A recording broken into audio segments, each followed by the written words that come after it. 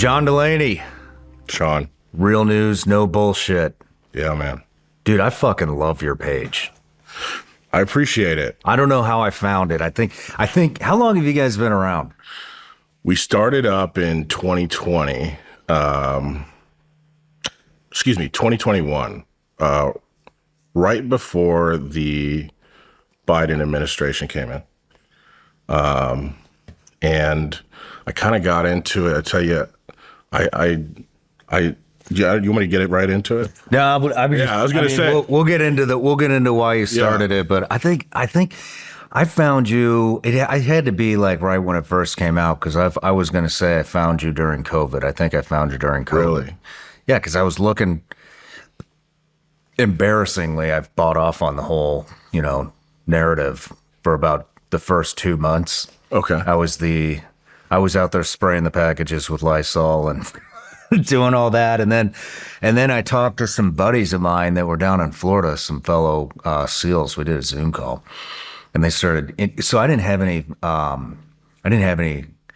cable TV. I still don't, because I've always thought, well, not always, but I've thought the news is completely full of shit. Yeah. For several years now, and but anyways, so I never.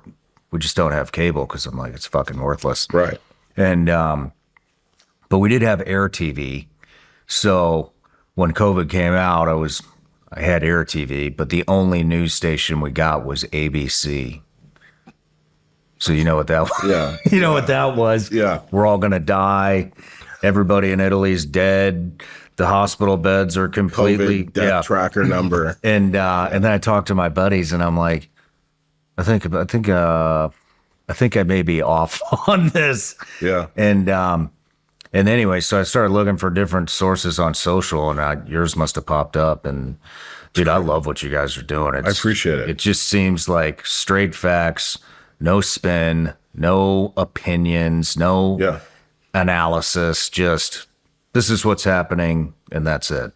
Right. And here's what this guy's saying. Yeah. Here's what that guy's saying. Yeah. Figure it out. I love it, man. So for anybody listening, real news, no bullshit on Instagram is where I follow you. But yeah, are you on X and everything else? We're on X. Kind of, X is full of a bunch of bots. Yeah. All that shit. So we've kind of geared away from it. I also feel like X is a little bit too loud. There's too much shit on there. We're going to jump back on it because I feel like I haven't found anyone on X that's just keeping it real. But just that, and then we have a website. That's pretty much it. Right on. Instagram's our thing. Well, let me give you an introduction here. Okay, man. John Delaney, founder of Real News, No Bullshit, a platform dedicated to delivering unfiltered news on global events. Self-made entrepreneur who started young, turning ventures like selling fake IDs in high school and other hustles into life lessons. An old soul who grew up fascinated by the news while your peers were into cartoons. A truth seeker who transformed a personal Instagram account into a news page, now employing others and focusing on real stories amid media noise. Not a decorated veteran or official, but a man with scars from life's mistakes, exploring faith through daily Bible reading and committed to staying on a path guided by a higher purpose. Yeah. How's that? It was good. Right on. But, all right, John, so a couple things to get through before we get started. Dude, I've heard about these. Vigilance Elite gummy bears. Yeah, man. Made in the USA. Legal in all 50 states. Not that you have to worry about that in California, but and then we just came out. We released these a couple years ago, and then didn't do it again until this year. But I think you're gonna dig these. Vigilance Elite S'more Bites. Those things are like worse than crack. Really? Okay, man. But well, I have a gift good for you, Sean. Dude, I love gifts. It's an interesting story before I give this to you. I told you I'm trying to figure out what I believe in right now. Really? What do you mean by that? I don't know. I grew up Catholic, but I just... You talking like God, Jesus? Yeah, what's it all about? I haven't figured it out, but I'm trying to. and good friend of mine that you could envision him. He's like the Dan Blazarian of my friends, right? Yeah. Told me recently, his name's Dom, that he's reading the Bible every day. And that shocked me because this is not the guy I would expect to be reading the Bible. And I said, shit, if he's reading the Bible, then what the hell am I doing with my life? Right? So I recently picked up a Bible, and I'm reading a page a day. Good for you, man. And my goal is I want to go after the Bible. I want to read everything because I don't know. But I don't subscribe to the idea that we're just all here because of a big explosion. There's got to be something. There's some sort of creator. And I want to find something that I believe in. But with that being said, I know you're a man of faith. So I have this gift for you. It's a piece of American history. That is a Bible that was pulled out of a burning church during the Civil War in 1864. Pulled out of a church during the Civil War in 1864. Burning church. So the story behind that Bible goes is that in 1864, there was a church in Jacksonville, Florida. And at the time, a bunch of Union soldiers were sent up from South Carolina to go to Jacksonville and to basically get control of Jacksonville. And they called the town at the time was a Copperhead town, which means there were rebel sympathizers. So their job was to go in there and basically get everything under control. And the church got burned down. And the interesting thing is nobody knows who burned the church. They both blame each other. You got the rebel sympathizers said the Union soldiers did it. The Union soldiers said the rebel sympathizers did it. But the reality is the church burned. And for what I think we're going to talk about today, it kind of fits well because I think both sides are blaming each other for everything. So That sounds familiar, doesn't it? it does. So I was going to get you like an antique gun or something. And I said, Sean has too many guns. And I know you're a man of faith, and hopefully that should be in a museum, I think. But Dude, thank you, man. I appreciate it. This is awesome. So you're into it. You're reading a page a day. How long are you? I'll be honest with you. I was slacking a little bit. I finished, I think I'm maybe 25 pages in, but there were a couple of days I didn't get to it, and I was making excuses for myself. And then somebody told me you can listen to it on audio. Yeah. So now there's no excuse. So I go through 2 to 3 chapters a day. I restarted because I didn't know there's a difference between, is it NVE or NVD? I'm no expert, man. There's different forms. I know there's a lot of different versions. There's different versions of the Bible, and you have to understand, like, I'm starting this, and I don't know shit. So I'm reading some King James version where they talk very eloquently. Yeah. And it's kind of hard for me to, what does this word, why, What does it mean? give it to me in a more digestible. Dude, I got something for you. Hold on. All right. So I'm not ashamed to say that, dude, I don't understand the Bible. Like, Yeah. I don't either. It doesn't sing. I'll read a page 5 times in a row and I'm like, I have no idea what this means. Yeah. I have to have somebody to explain it. So this book was given to me. I've sent this to like anybody who's a really good friend of mine who is trying to figure it all out. Right. So here, this is called The Jesus Calling, and it's only about what Jesus said. You read one little, less than a paragraph in the morning when you wake up. I like to read it before I go to bed. Wow. And it's just give it a shot. It's not a big lift.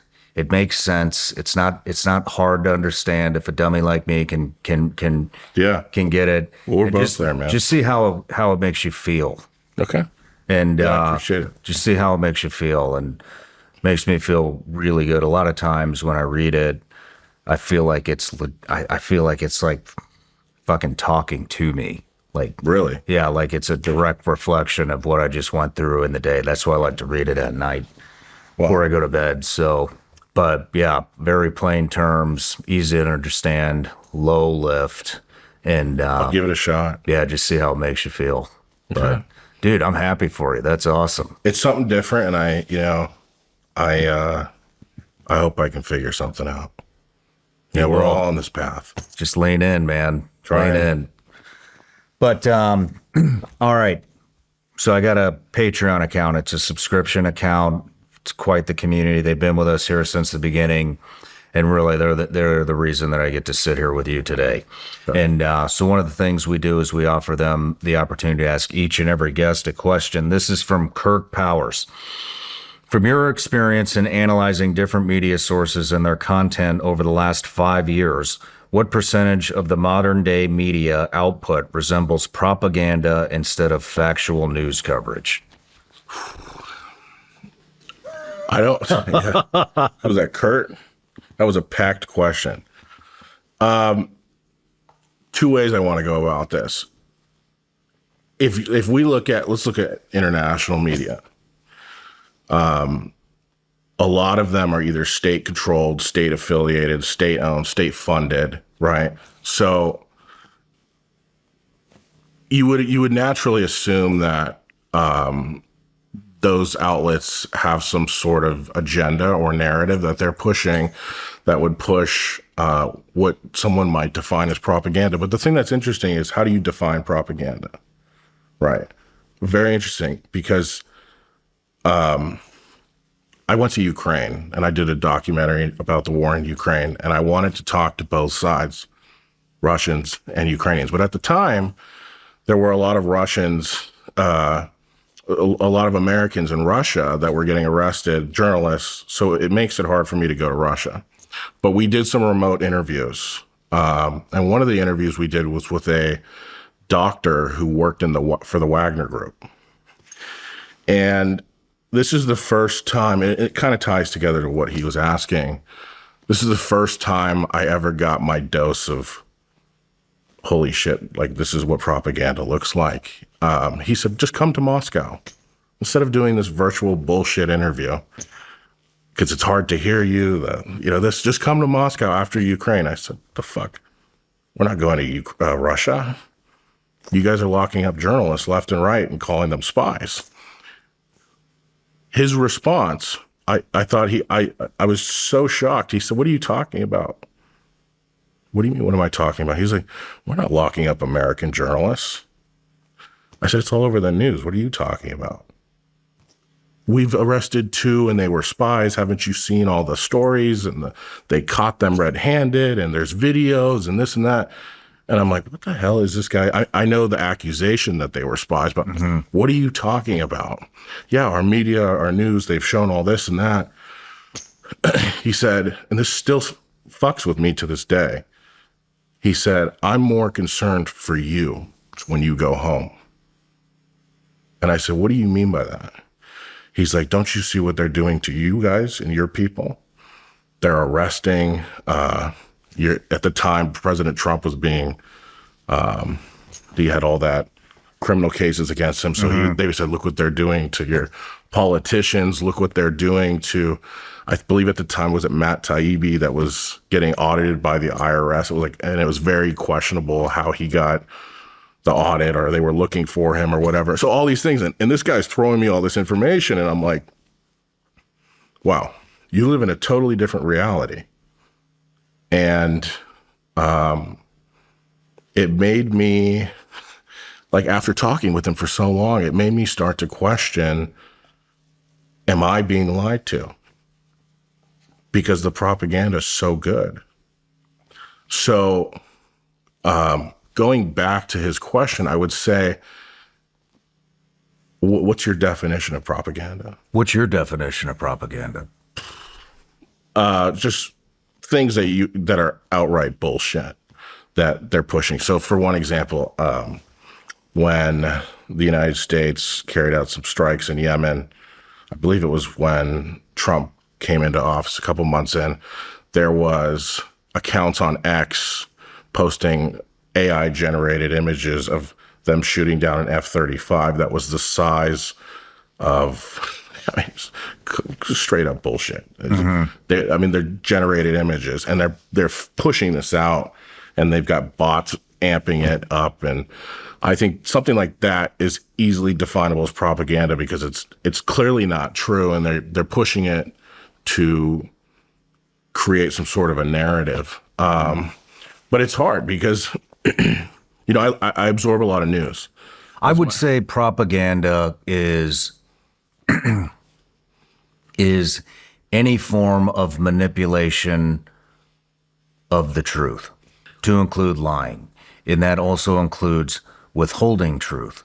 So all the nuanced shit that we see in the media today, and they paint it out to one side, and yes, there are facts involved in what they're reporting, but however, there are a lot of facts that they leave out that paint an entirely different picture. Well, and that's for both sides. That's for the entire world. Right. And that's the problem. I look at journalism as you're painting a picture to somebody, and depending on where you get that picture from, it might be a little heavier on the red paint or the blue paint, or it might not even have that color. And so it's hard to really narrow down how much of it is bullshit and how much of it isn't, because everybody has a different story. Like right now, for example, I was just talking to Jeff about this. We had an article the other day about Secretary Hegseth is talking about giving Ukraine new firepower, quote unquote firepower. And the big talk right now is that we might be giving them Tomahawks.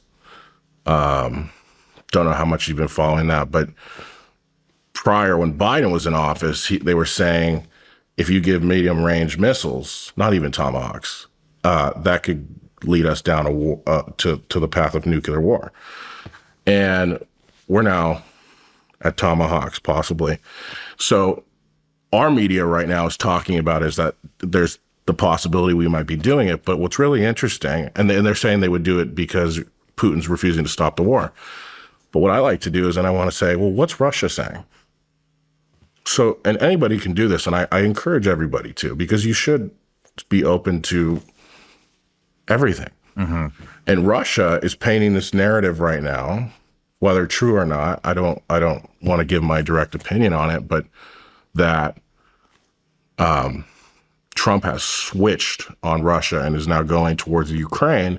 But the reason why is because, and it's very convincing that they're telling their people, is the U.S. doesn't want the war to end because the military-industrial complex is making shitloads of money off the war in Ukraine. So that's why Trump has flipped and is willing to escalate the war and continue it to go on. And that's, I was telling some people, Americans, about this, and they said it kind of sounds believable.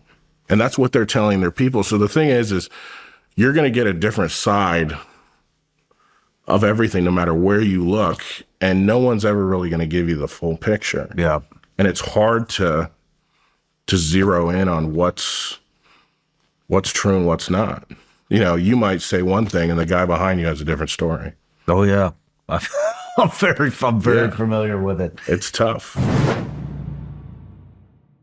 Why are elite athletes and high performers using Armora colostrum? Because Armora colostrum is nature's first whole food with over 400 bioactive nutrients working at the cellular level to help build lean muscle, accelerate recovery, and to fuel performance, all without artificial stimulants or synthetic junk. Armora can help strengthen immunity, help ignite metabolism, and so much more. I've been using Armora ever since they sent me some to try. I have more energy and faster recovery after long days and workouts. Whether you're running a business, training hard, or just want an edge, Armora can help optimize your body for peak output.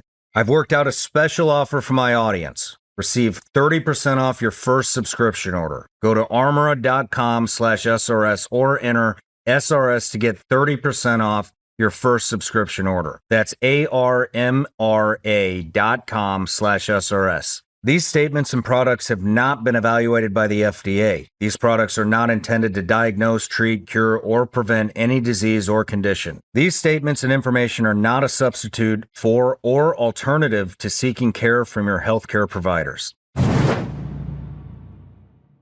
When I started this podcast, it seemed like I had to figure it out all on my own. It was overwhelming. When you're starting something new, it seems like your to-do list just keeps growing and it can overrun your entire life. Finding the right tool can be such a game changer. For millions of businesses, that tool is Shopify. Shopify is the commerce platform behind millions of businesses around the world and 10% of all e-commerce in the US, from household names to brands just getting started.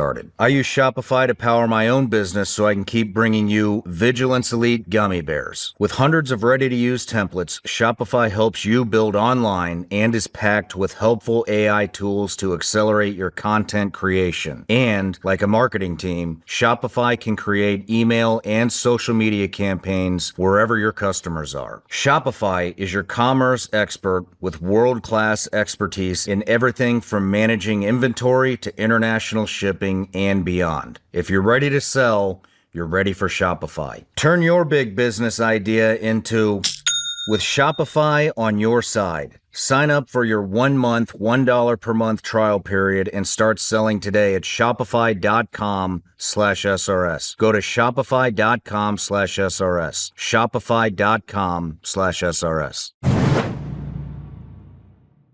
I mean, so if you had to put a percentage, what percentage of the media do you think is full out propaganda? It's hard to give a percentage, but Would you say it's the overwhelming amount? Yeah, it is, because everybody has a different interest. Everybody has a different position. I mean, to be honest with you, naturally, I'm an American citizen. I would naturally have interests that I would want my country to do well because I live here. Right? I would be lying to you if I said that I'm not somewhat pro-American in a way. Yeah. Right. Well, that's good to hear. Yeah, but you know what I mean? So take somebody else, maybe a Russian journalist or a Chinese journalist, an Iranian journalist, an Israeli journalist. They all have, they have an invested interest to make sure, you have a family. Yeah. Things have to go well for you. And that's the hard part, is trying to figure out what's true and what's not. And I take a different approach. I don't think I should be telling you what the truth is. I think I should just give it to you. Say, here's everything. Here's the entire picture. Here's all the narratives. Here's all the color. Now, what do you believe? And that's what I think's lacking in the media. Like what I do, Sean, I'm not a genius. I was the dumbest kid in my class growing up. 1.7 GPA, struggling through high school. I was an idiot in middle school. I've only read one book in my entire life. Are you serious? One book. What was it? Called The Art of Not Giving a Fuck. Well, now you're reading the Bible. That too. Listening to it. But you see, so it's not hard to do this. It's for some reason, I think a lot of people feel like they have to give their opinion or their stance. And I'm not going to sit here and tell you I'm an expert. Yeah. But I'm a good listener. What was the motivation that got you to start Real News, No Bullshit? It's a couple things. So I started posting the news. I had an Instagram at the time. They call it so it's funny. There's Instagrams, and then there's Finstas. Have you heard of that? No. A Finsta's like what they call, it's like a fun Instagram. So you're a little more raw, I guess, with your friends. So I started posting to my friends the news because I recognized that none of them were paying attention to what was going on in the world. They were kind of like clueless. So I started just saying, hey guys, you should be paying attention to this. Like, this is crazy. Like, look at this, look at that. And that started building. And friends started referring friends. So I had more friends start following me because they were interested in the news and they wanted it in a digestible, easy to read Here's what's happening. Here's what this guy said, and here's what that guy said. And it slowly started building on my personal Instagram. And over time, it became more than just friends joining me. It was friends plus now their parents. And I'm like, okay, shit, I got something. But what did it for me, and I want to be clear, like I'm not giving an opinion about what happened this day, but the day January 6th happened, I cried. Because I saw that, like, fuck, dude, we're so divided, right? I get emotional, it's sad, but I was like, what the fuck is going on? Everybody's so divided, whether you're left or you're right. I just said, dude, I can't, like, what do I do? So I said, I'm going to make an Instagram account. And I'm going to make this bigger. And I was mad. What angered me the most, it wasn't just about people going in or whatever. People say it was peaceful. Some people say it wasn't. I'm not here to debate that with anybody. But what I am here to tell you is that the division that was amplified that day from both sides was sickening. And I said, we've got to get back to a place where people can start treating Americans like Americans again. And we're far from that, dude. We're super far from that. And it's getting, every day I think it's getting worse. So I, after January 6th, when I saw all that, and then I saw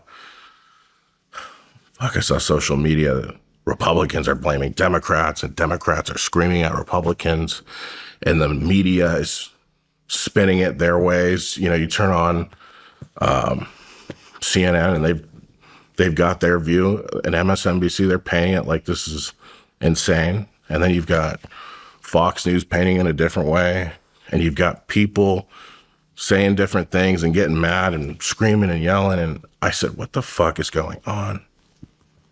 What are we doing? You know? So that was the day I was like, we need to find a way to get people informed, and we need to find a way to maybe try to get people to see both sides, because I think the echo chambers were too loud. I mean, it's true. And I want to be clear. Some people might listen to this and be like, he's saying that January 6th was an awful thing, or he's not talking about the FBI agents. You're not understanding what I'm saying. You're not on my level. I've never discussed that on here. But my thing is this, and I want to be clear. I'm not going there because that has nothing to do with what I'm talking about. You're getting tied up in all the noise. I'm talking to you right now as an American, not as a Democrat, not as a Republican. I'm talking to you about as somebody that lives here. That was a shitty day. And it's it's one example of just, it's sad. It's sad. It's sad. I mean, it's sad, you know, but how I mean, so you started this because of January 6th, basically. It wasn't specifically January 6th because I was into it before. I was posting the news because I realized my friends weren't paying attention to what was going on in the world. But what pushed me to then say, okay, I'm taking this to the next level. Instead of just posting this to my friends, I'm going to try to reach a bigger audience. So I was always into this.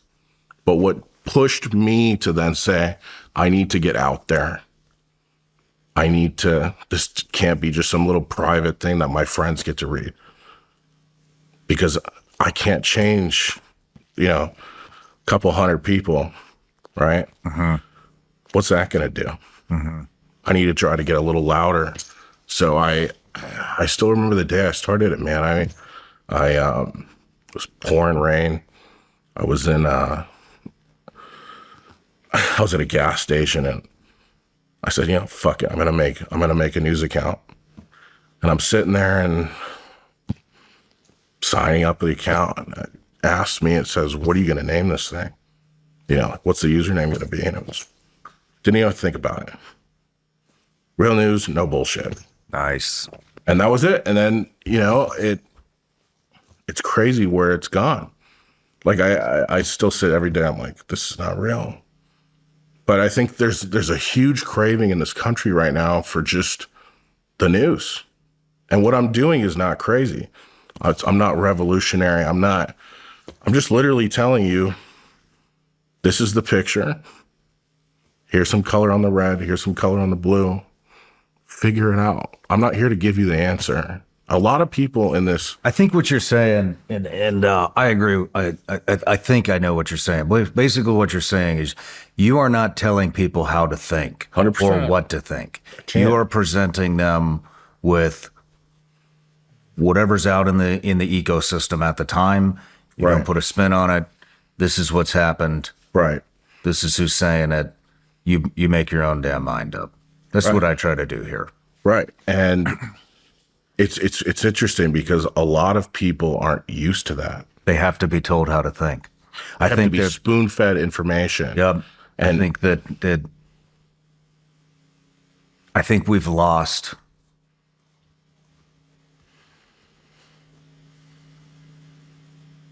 a I think we've lost the majority of the older generations.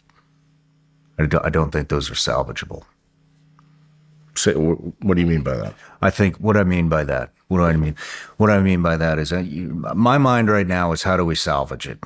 You know, you're trying to salvage it through real news, no bullshit. Yeah. I'm trying to salvage it through a couple of different ways, talking to both sides. Right. You know, not telling people how to think, letting them digest the information, very much similar to what you're doing.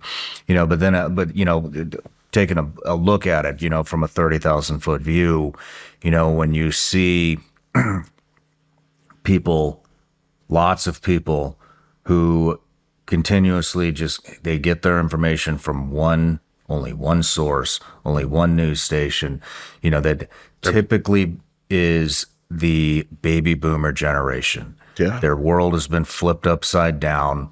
They don't know what to think. They are Brainwashed. insalvageable, brainwashed voters. Right. That's what that is. That are incapable of Absorbing another view.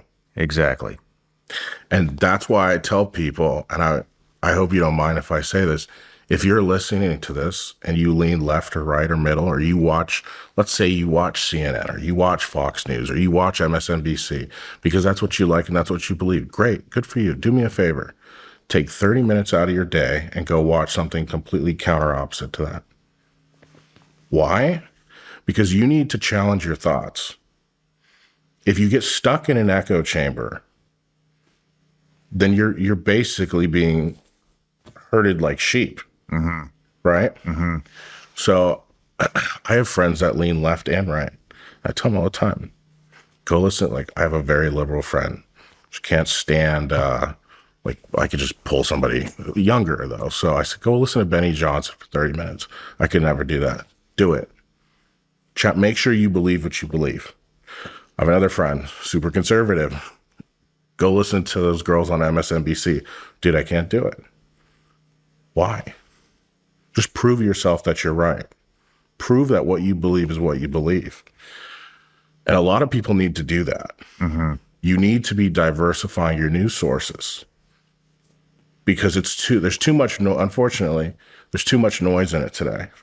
You know, with this rise of independent media, and we'll get into this, there's a lot of activists masquerading as journalists. Mm-hmm. And you've got to now get out there and pick a handful of the ones you like and a handful of the ones you don't agree with, because you'd be surprised when you get stuck in your echo chamber how much you're not hearing about other shit. You know? Mm-hmm.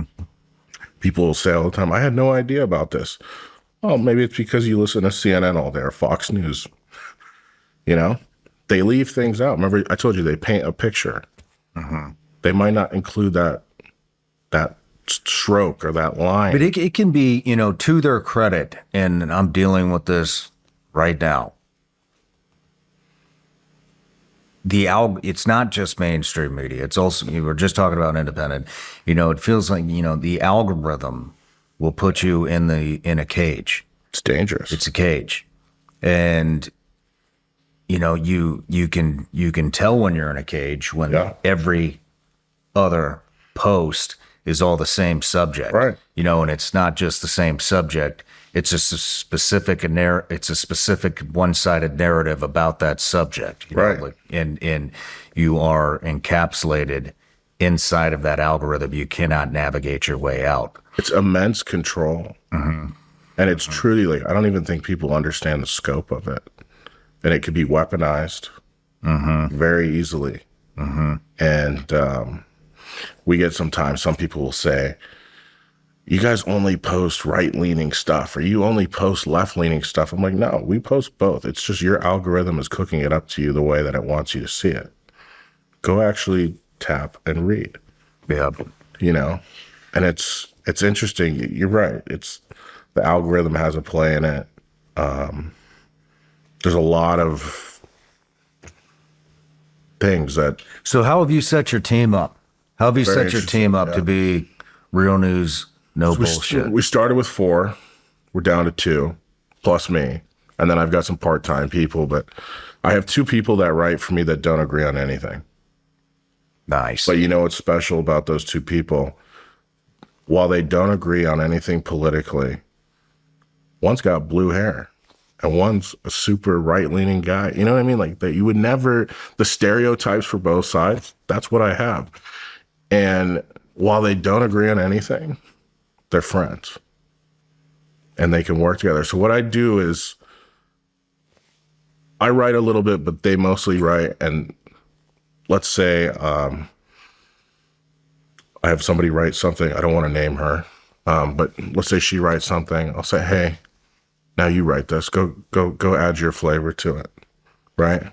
And then what I kind of do is I take both and I put it together. So I have 2 writers, myself, and then some people when we do our documentaries. But it's a tight ship, dude. I don't need a lot of people. Yeah.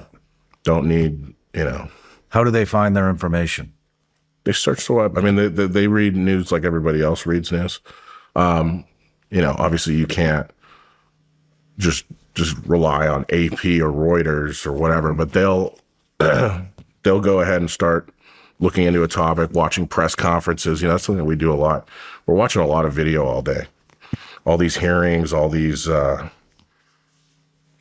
everything that everybody else is absorbing. And then we're kind of observing then what the left and the right is saying, or if it comes something international, maybe what the U.S. is saying, the prevailing argument, and then we'll go take what that country is saying or those people are saying. I kind of look at it as like a book report.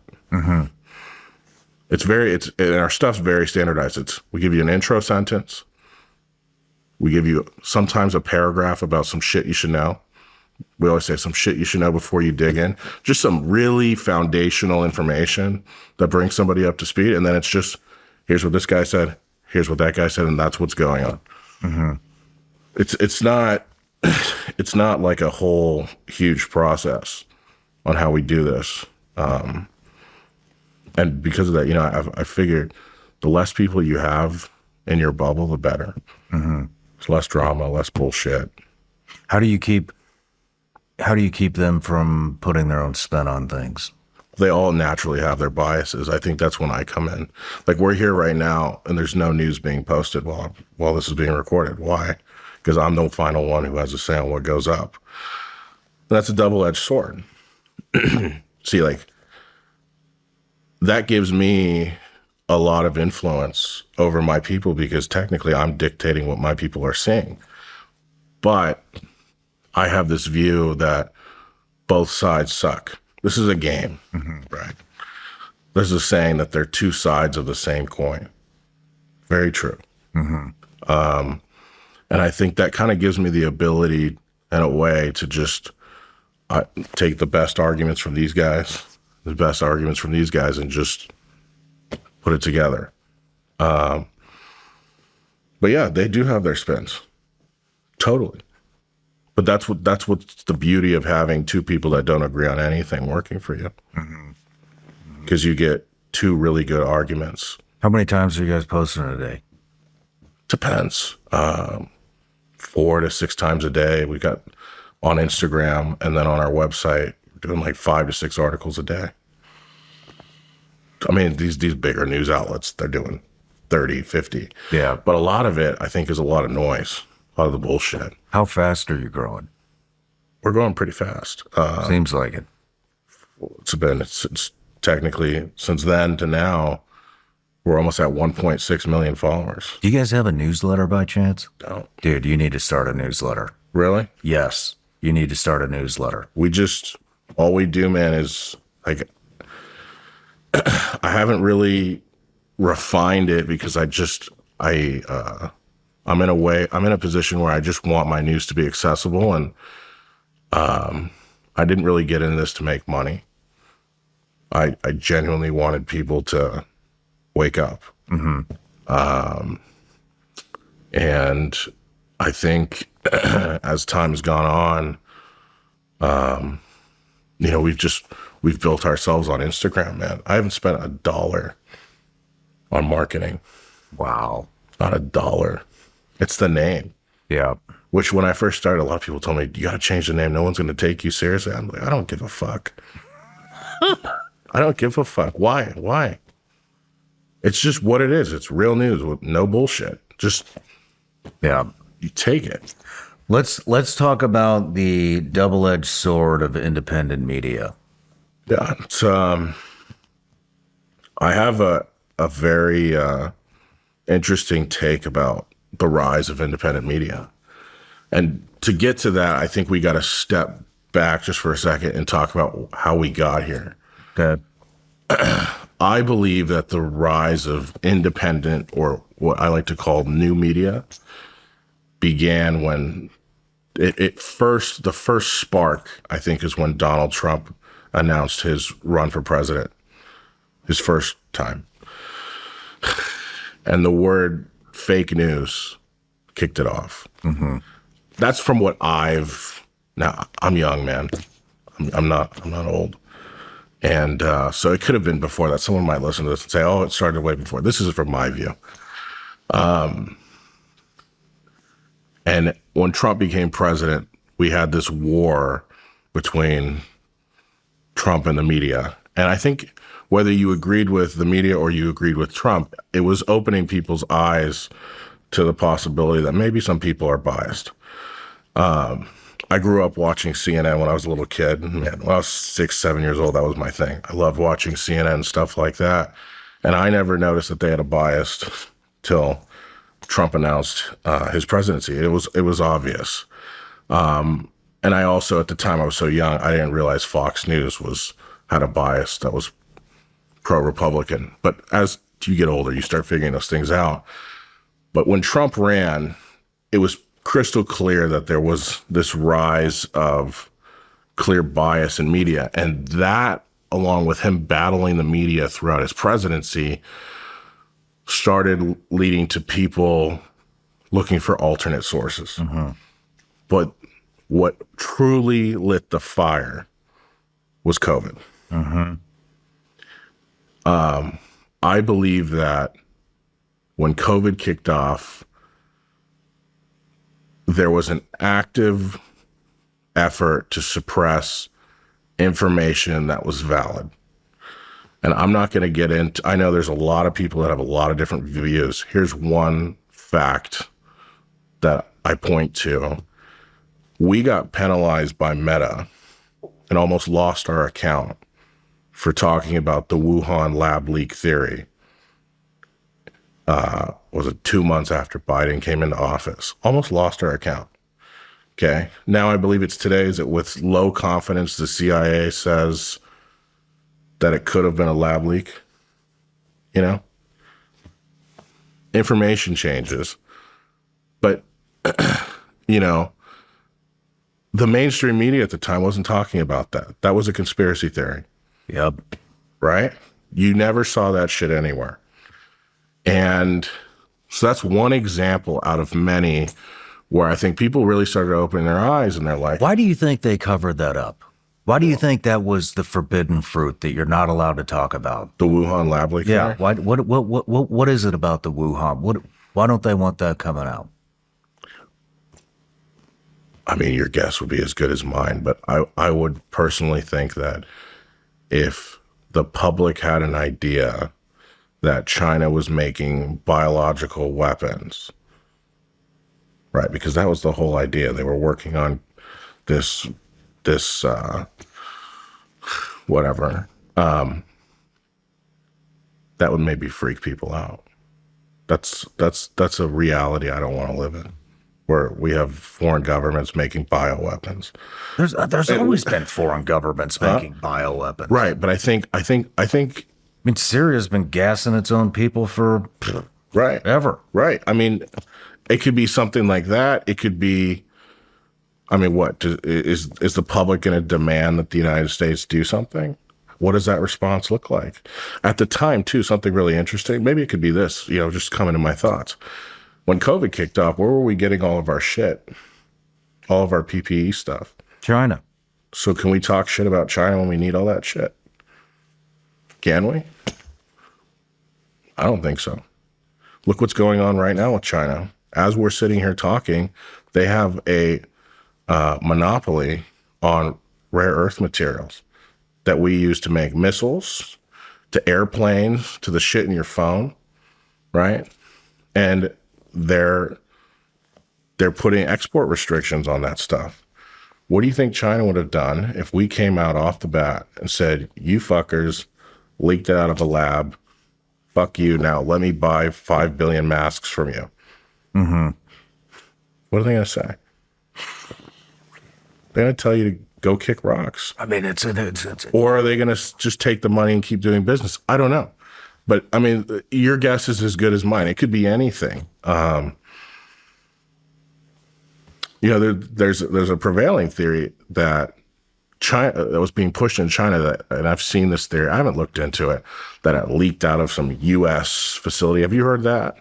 University of North Carolina. Yeah, I haven't done my research on it, but I was like, oh, that's really interesting, because we're saying it leaked out of Wuhan. They're now saying their conspiracy theory, quote unquote, is it's coming out of some place in North Carolina or wherever.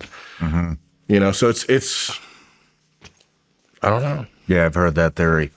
I mean, I don't know. I think China has got us cornered in a lot of different ways, and they don't.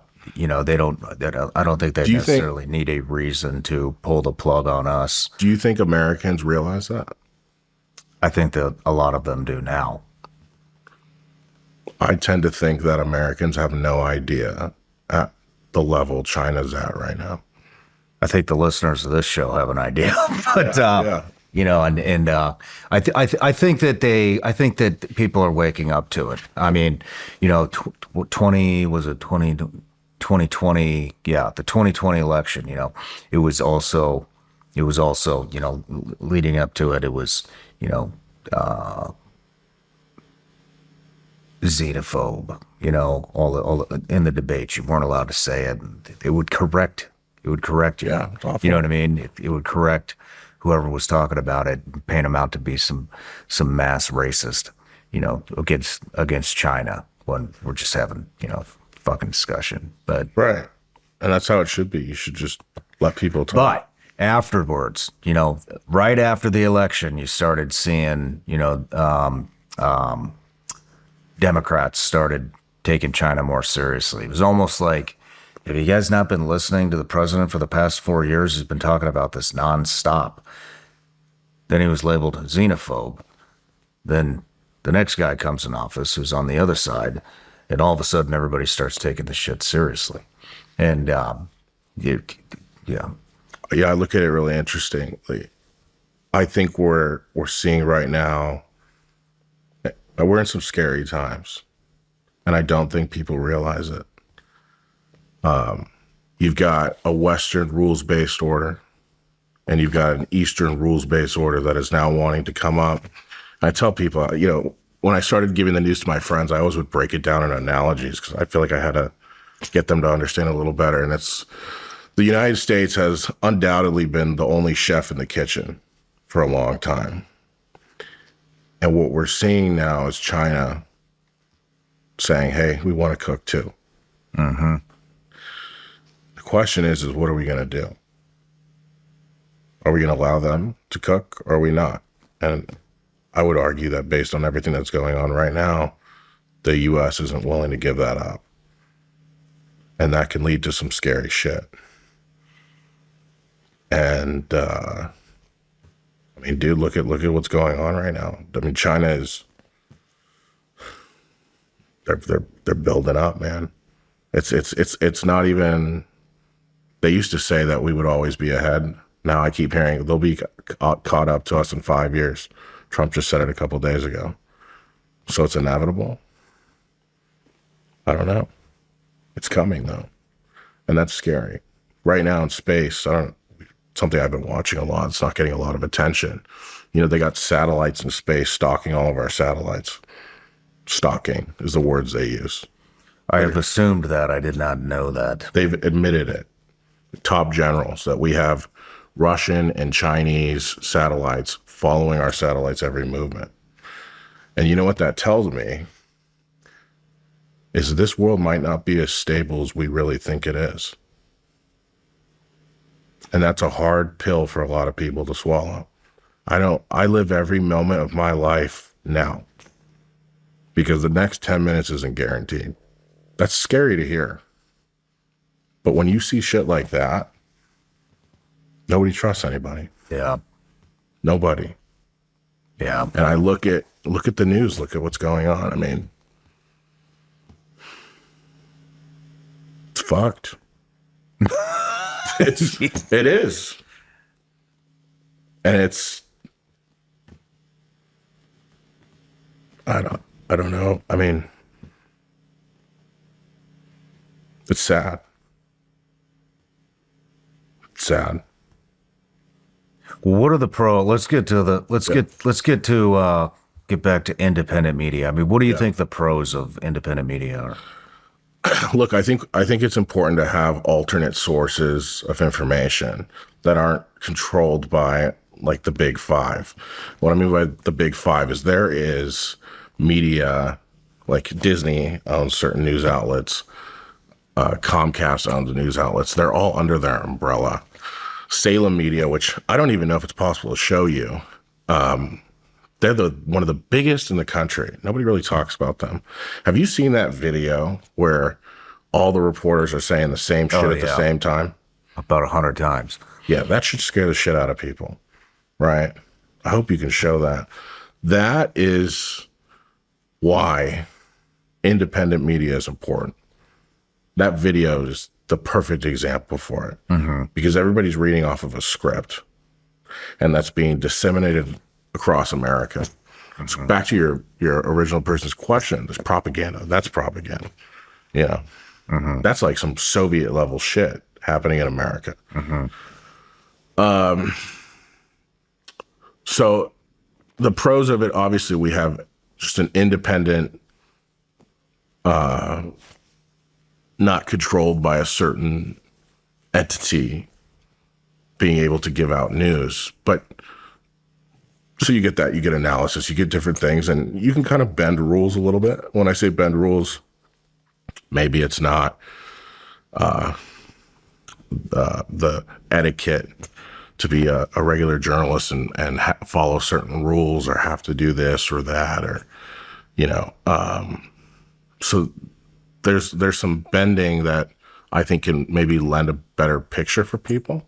But I also think that there are a lot of cons with it. What are the cons? It's interesting coming from me because you would think I would think this is great, but there are a lot of people in this space right now motivated by money. Yeah. Because everybody's in it to collect a check. If you open up wherever you get your news right now, let focus on an independent creator. They're all activists. I have not to this day. There's one person I found, but everybody is basically these new independent creators and news journals or whatever. They're mini CNNs. They're mini Fox Newses. They're activists. They're not journalists. And they're towing their party lines. And I can give you some examples off the bat that go both sides of this. When President Biden was in office, fact, he relied on influencers to push the Inflation Reduction Act, brought them to the White House, right? They made some chick that hides under a desk. I don't know if you've seen her on TikTok talking about how great the Inflation Reduction Act is. I wonder if she was paid. Another one, recently, we got a ping pong, right? All the journalists who got invited to the White House to parade the Epstein file. What a fucking disaster that was. Fucking disaster. Holding that shit up like it's a trophy. Yeah, and what did we get? Nothing. What a shit show that is. Yeah, it continues to be a shit show. Every day, man. And it's bad. It's bad, dude. You know what worries me about independent media and mainstream is, you know, you're right. Everybody's driven by money to some extent, right? Yeah. But you see, like, people will go down rabbit holes and you don't see them come out of certain rabbit holes. And then it becomes the thing and they can't leave it. You know, they can't, It's a drug. Yep.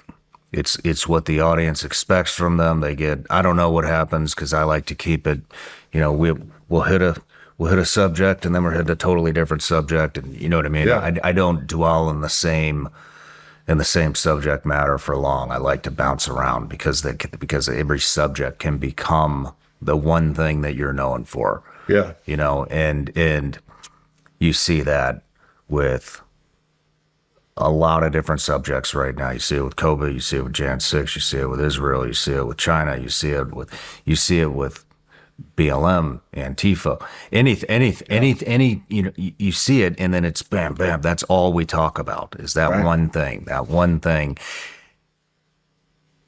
And then you got to start getting creative to pump out new content. And you got to start, you know where I'm going. Like eventually the facts run out or you never run into the facts. So then it starts theory and then conspiracy and then. And conspiracy makes money. Yep. That's the issue. Goes back to what I was saying. There are a lot of people in the space chasing a check and there's a lot of money in here. Okay. I've been lucky enough in my life that, you know, I've always been doing different stunts and entrepreneurial shit. And I used to chase money when I was growing up. And once you kind of start getting some of it and doing some things, I've had some successes here and there. That doesn't motivate you anymore. So for me, I don't really give a shit. I really don't. I mean, I don't want to be losing, but a lot of these people that are in here, they don't have that. They don't have maybe another nest to go to. And so what do you got to do to make money? How do you make money as an independent news creator? Two ways. You either sell subscriptions or you sell your soul. That's it. We went the subscription route. We have people that subscribe to us that pay for a little extra news, but the other way to do it is you sell sponsorships. Now, some sponsorships can be great because they don't influence what you're talking about. But a lot of it isn't. A lot of it is people that are getting paid right now, Sean. This is a real thing, and I can show you where people are being paid to talk about news. Oh, yeah, we've seen it. We've seen it. There's a perfect example. Before we dive into this, because we're going to spend a lot of time here, let's take a little break. Do you feel it? That something's off?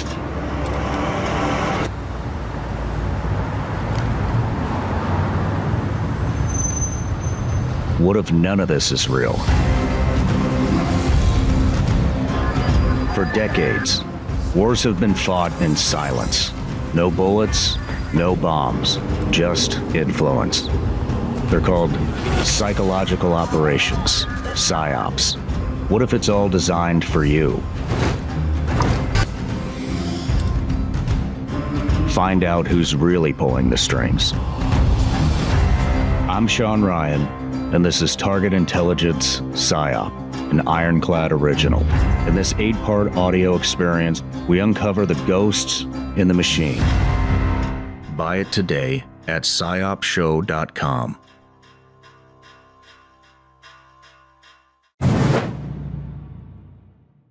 Here we go again. History is repeating itself. Gold just hit another all-time high, and silver's climbed to its highest level since 2011. With uncertainty and fear rippling through the economy, more people are turning to safe haven assets like gold and silver. And it's not just hardworking Americans making that move. Central banks and billionaires are doing the same. That's exactly why I've partnered with the award-winning company Goldco. They specialize in helping people protect their savings with real assets, gold and silver, and they make it simple and easy. So go to SeanLikesGold.com to learn more. You'll get a free 2025 gold and silver kit, and you could qualify for up to 10% in free bonus silver. Don't wait. Now is the time to make your move. Visit SeanLikesGold.com one more time. That's SeanLikesGold.com. Performance may vary. You should always consult your financial and tax professional. The cost of everything is still out of control, and many of us are relying on credit cards. If that debt is piling up, you're not alone. Americans collectively owe over $1 trillion in credit card debt. You might have considered reaching out to American Financing, but hesitated because you don't want to give up your low mortgage rate. Well, there's good news. They've created the Smart Equity Loan, a solution designed to help you take control of your finances without touching your current mortgage. Unlike a HELOC, which can have varied interest rates, the Smart Equity Loan offers a fixed rate. That means one predictable monthly payment, giving you peace of mind. This loan allows you to leverage the equity in your home to pay off high-interest debt, free up your cash flow, and keep your existing low mortgage rate intact. It only takes 10 minutes to get started with no upfront or hidden fees. Call American Financing today and start saving now. 866-781-8900. That's 866-781-8900. or americanfinancing.net/SRS. All right, John, we're back from the break. We're getting ready to talk about all these influencers taking payments for different narratives. We've seen a lot of this in the media lately. Yeah, so let's start domestically first. Domestic influence first. And then we'll get into the foreign shit. Right on. And I want to be clear, like I've got one example that's going to lean more to the right, but it's on both sides. I'm just picking the most recent example Cool. to give you. But there's a company called Influenceable. Influenceable. And they're basically like a marketing company that goes out there and tries to create noise release for marketing campaigns. And they're getting a lot of shit online because they've been involved in political campaigns, campaigns to drive policy and whatnot. So this is Influenceable. How are they reaching out to people? Is it email? Is it social? So I'm going to show you some stuff that I pulled. This is to give you some background. X is a cesspool of a lot of people who think they're, how do I say this? The resident expert? They're armchair quarterbacks that don't know shit. Yeah. And you know, it's funny. I listen to a lot of them. Like what's X Spaces? I'm an X Space fiend. I love listening to these guys pontificate bullshit, and I'm sitting there fact checking them just as they're talking, and they're all full of shit. Okay, but with that, there's this like rivalry among some of them. They don't like. I might not like you because you're taking away from my audience. There's a lot of that shit.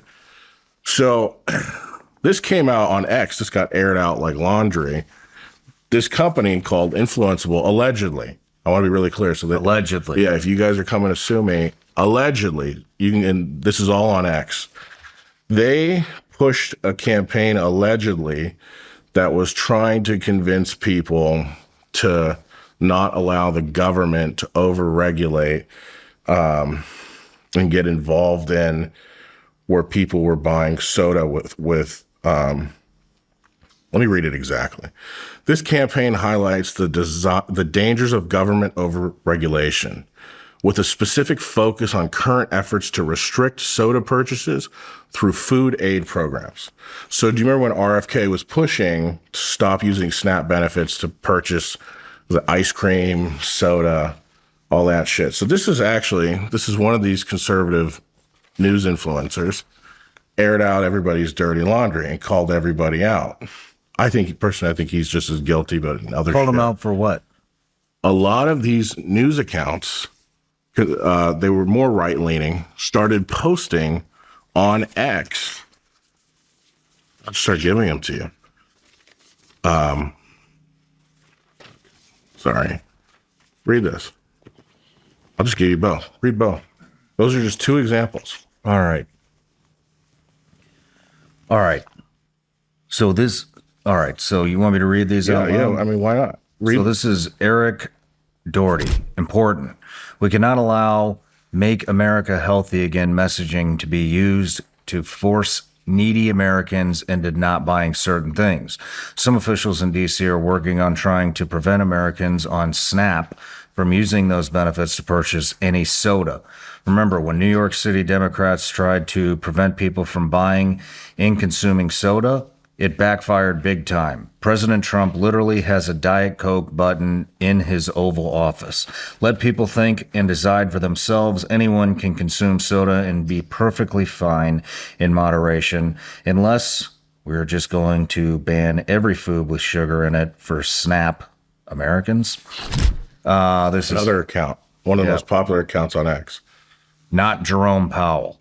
Yeah. Government overreach strikes again. This time it's soda's turn. They want to restrict soda purchases through SNAP this time. This is an unwarranted attempt by the government to dictate what Americans can or cannot consume, which is an overextension of government power and a violation of personal choice.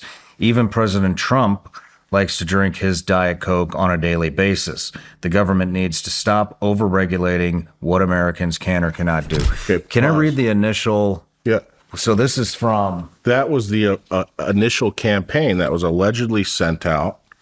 And this guy named Nick Sorter, which I've got my opinions on him I can give you later, but he aired all this out, saying, look at all these guys in my realm that are doing this campaign and that are pushing the same messaging, because that's when RFK was talking about potentially trying to restrict SNAP benefits to purchase soda and other shit.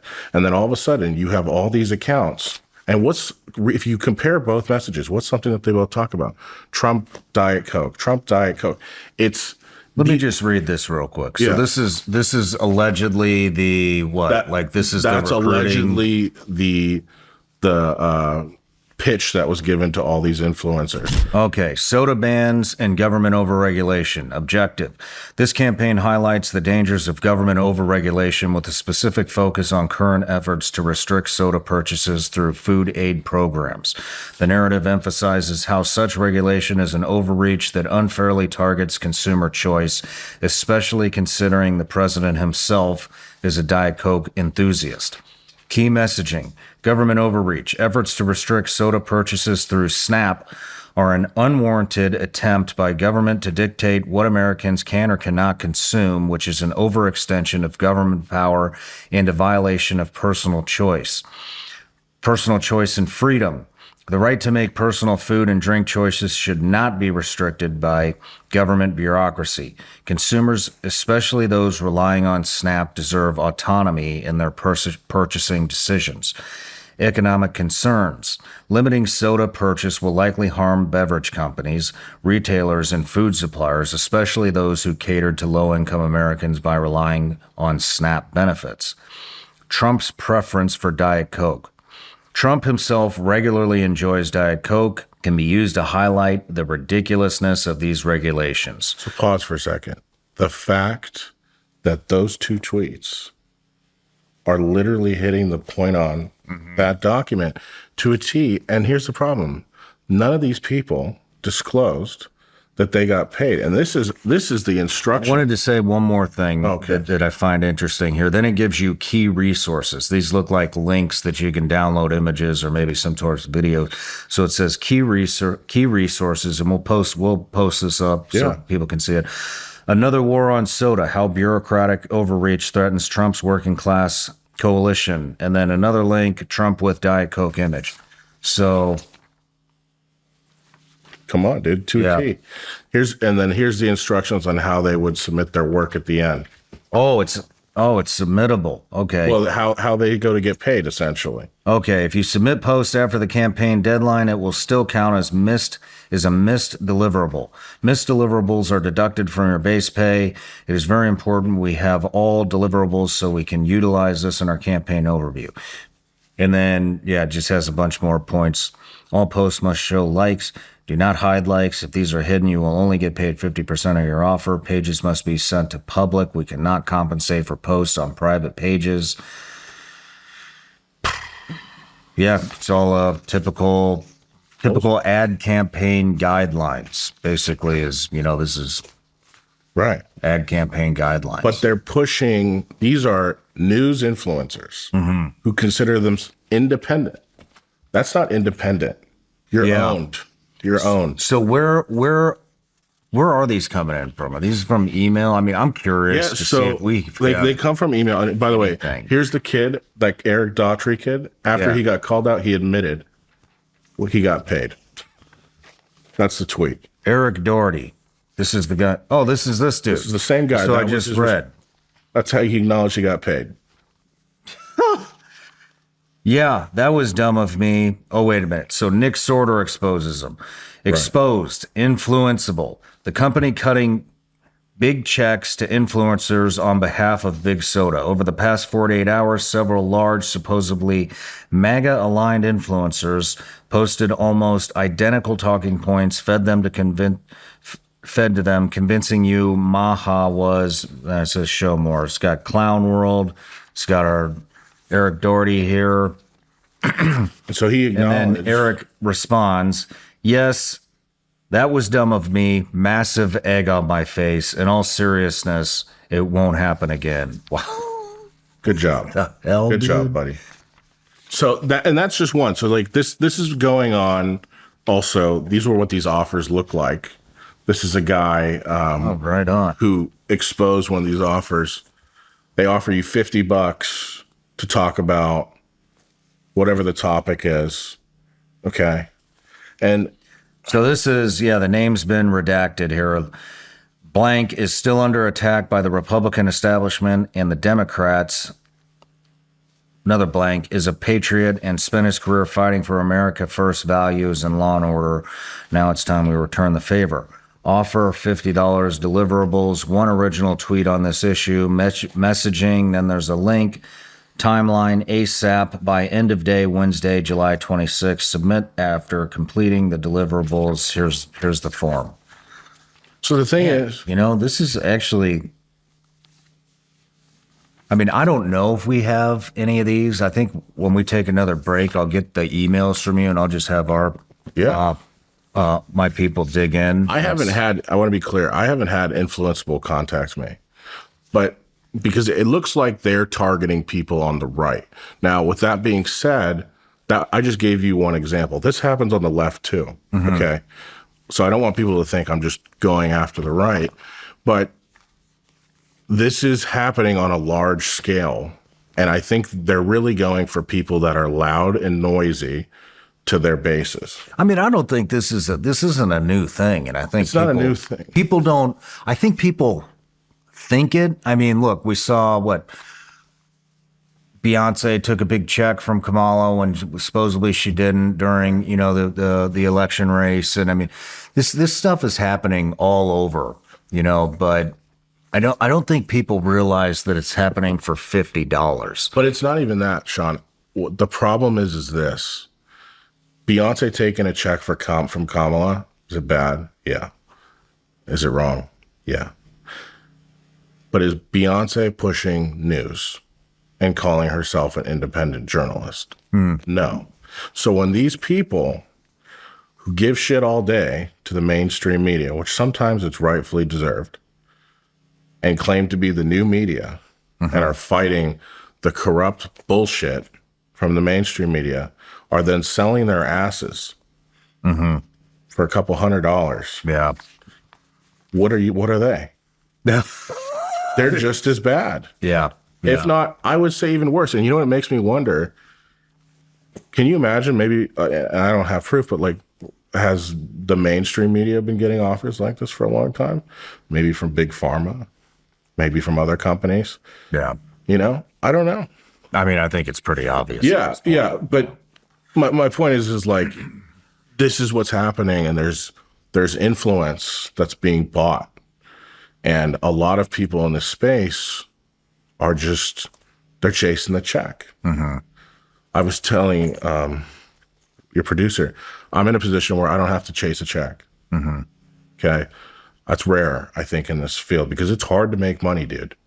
It's not easy. I mean, starting a news outlet, a lot of people might think we get paid from Instagram. I haven't gotten a cent.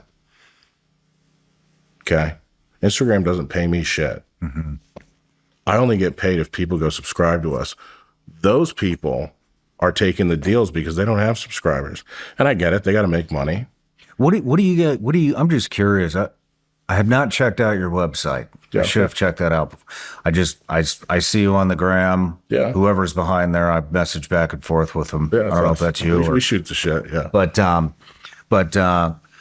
mean, I'm just curious. What do your subscribers get?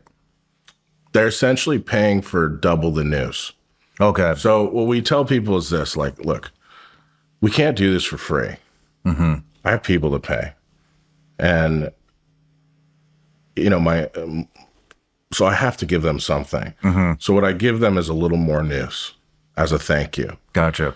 But, you know, Sean, my goal is one day, I hope that I can get this to a level, and I haven't figured out how I would fund it, but I don't think people should have to pay for news, which is contrary to what I'm doing right now. I think information should be as openly available as possible, but I'm in a position right now where without the subscription. I got a great idea.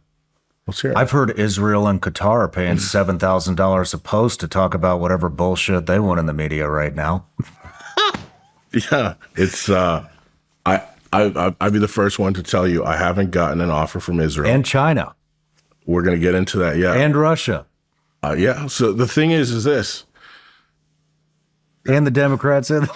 They're all doing it. And you know, the thing is this, Sean, this isn't a regulated space. And listen, I'm one of the first people to tell you, I hate when the government comes in and starts fucking with things.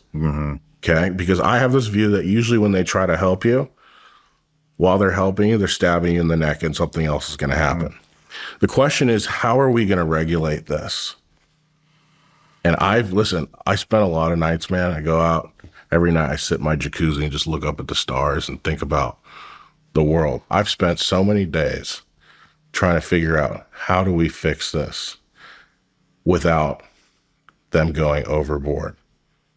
Well, let's go through the rest of the Let's go through the rest of the influence, and then we'll come up with. Let's get into some foreign stuff, some foreign influence. Dude, this is really bothering me. This foreign influence shit. It's bad with Middle Eastern countries. Yeah, Israel, Qatar, Saudi, China, Russia, like everybody. They're weaponizing. What is going on? Yeah. What is going on? So. Today I'm coming here, and part of the thing we're going to talk about, I have been contacted by foreign governments, either directly or indirectly, to do news stories in their countries or to post news like how those guys were, right? But either about topics in their countries or them just wanting for us to go to their country and show something to our audience. Now, oh yeah, we've had that too. We've had, see, I'm sure you have. You know what? You know what's interesting though is, and we tried to get the PM of Qatar really hard. Like we were talking to them, we were in there. They weren't going to pay us shit. I wouldn't take payment anyways. Right. But they wouldn't let us fucking do it. We tried to sync it up with when we went to Taiwan.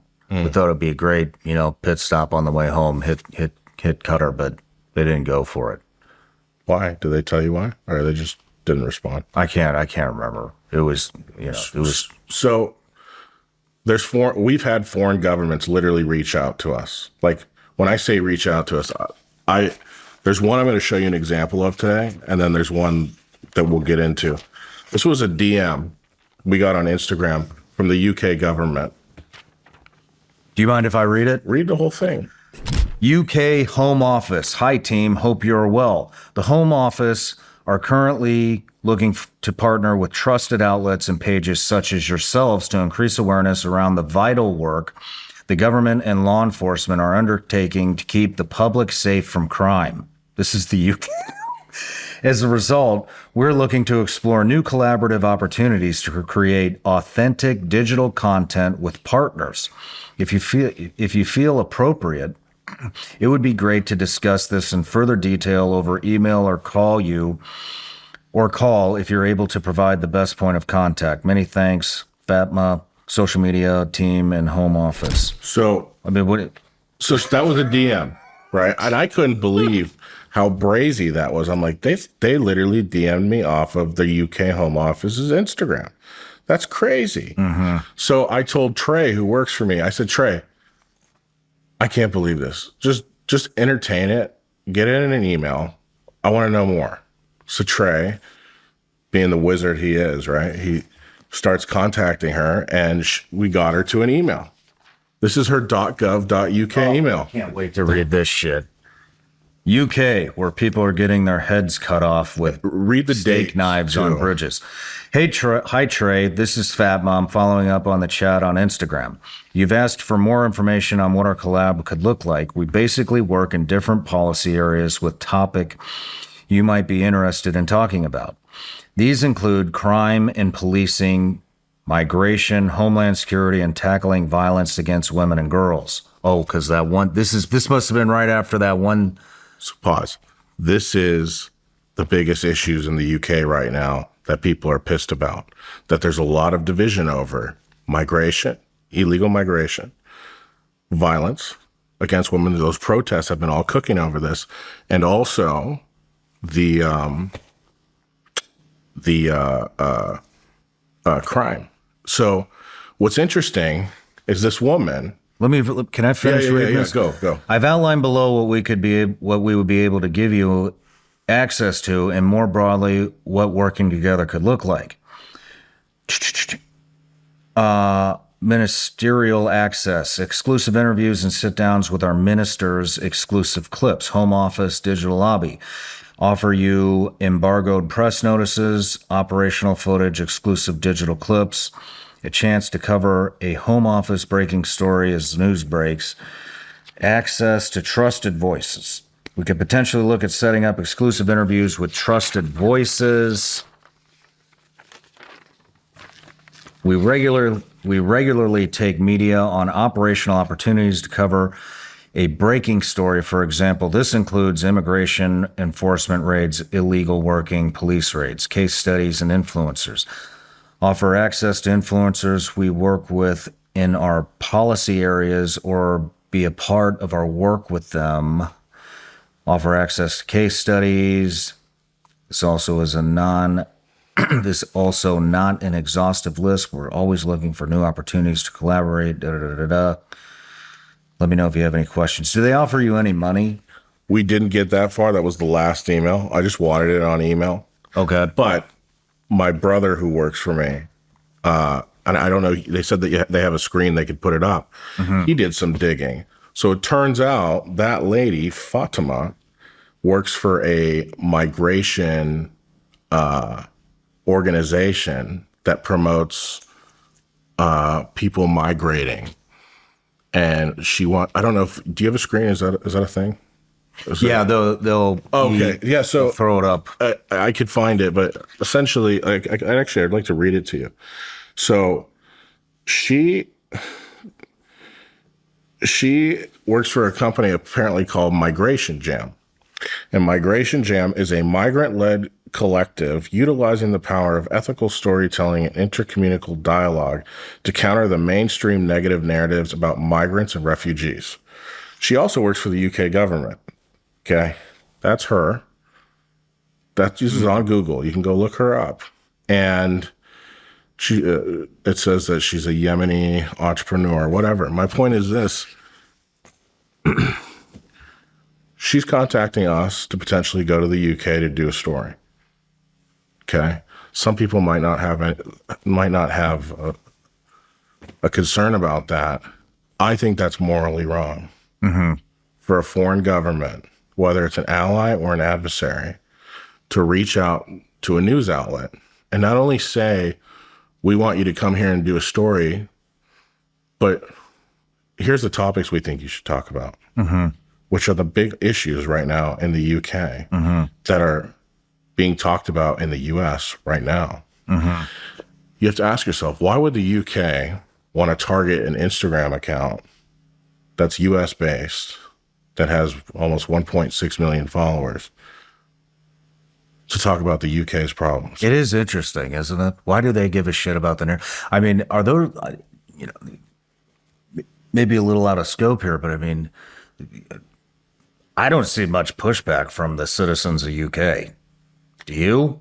I have. There's been protests. Have you seen the protests? They're getting I did see one protest. I can't remember what it was about. There's people getting pissed off there. I mean, we had this guy, this totally, I wouldn't say it's irrelevant, but just an example. We had this guy, Jay Callon. They are basically, he was an SAS guy over there. They're like charging him with fucking murder or some shit like that from like past war crimes. Ridiculous. We met him in Dubai and got his story out and I mean, they're railroading these guys. They're, so basically, here's the gist of it. Obviously, the Muslim demographic in UK has risen exponentially, correct? Yeah, true. I think everybody pretty much knows that. True. Now what's happening is they are trying their military members, and more specifically, their special operations guys, for war crimes against Muslims. But it's just the shit that they asked their guys to do. And now they're prosecuting them, or they're trying to prosecute them. For orders they were given? Yes. Yes. Wow. And you know what? So we did this, and this is happening to all kinds of guys. None of these guys want to fucking speak up. To be honest with you, I almost didn't do this interview because these guys don't want to talk. So we had to have a long talk with Jay and say, hey, like, you're going to have to like get articulate here and be specific on what's going on. None of this, vagueness. And he promised we would do it. So he did it. I've not seen one fucking SAS guy stand up for this dude. Not fucking one. Why do you and I've think talked so? to several of them, and they all tell me, oh yeah, that's fucked up what's going on. I can't believe this shit. This is happening to everybody. So it's not like he's like, a turd and nobody wants to help him. They are too fucking scared to speak up for their own rights and their own freedom. It's in these fucking pains me to say that these are the most badass people that the UK has to offer. It's their SBS, SAS, and they'll DM you and they'll tell you how fucked up it is that they're doing it, what they're doing to Jay, but they won't say a fucking word in public. Yeah. So what hope do they have? And these are fucking tier 1 operators scared toughest to guys. back their own fucking guy. You know what their motto is? He who dares wins. Wow. What a fucking joke that is. It's that powerful. The institution there is that powerful. Yeah. And I mean, look, if not one fucking guy, not one fucking guy came out and spoke on his behalf, said anything, nothing, not a fucking peep. So what hope do they have? Tells you how fucked it is. None. I have no hope. Yeah. What are they going to do? the most violent, badass individuals that you have in your entire country are too fucking scared to speak up for their own. What? What? Well, That's not how you create change. no. It's sad. Sorry to interrupt. No.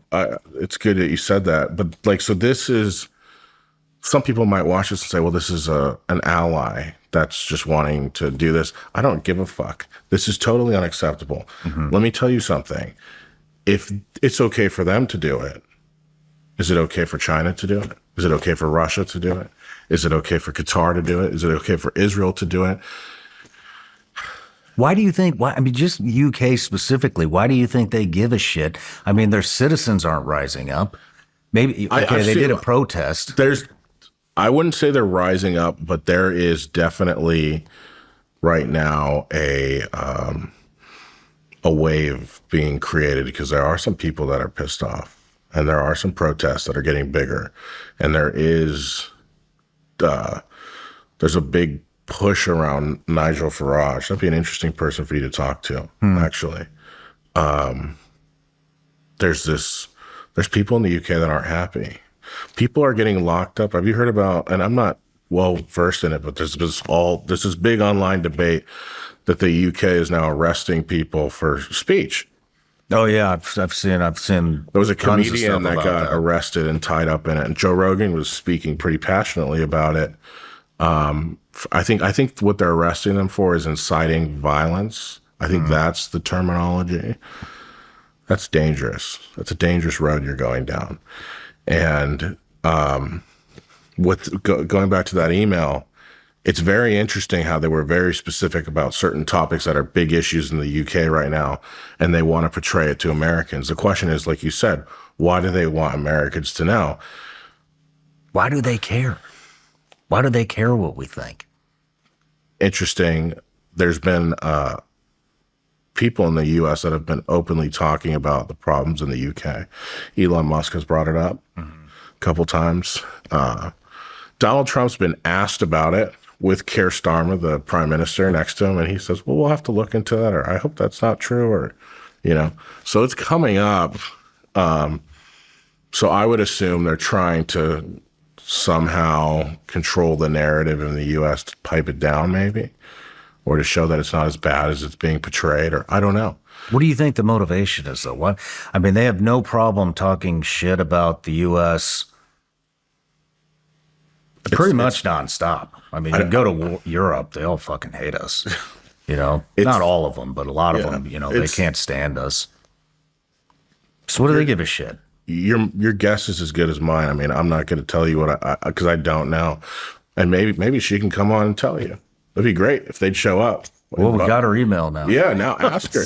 And this is going to start a lot of shit, man. I haven't been to London yet. I wanted to go to London and walk around. That's gone, But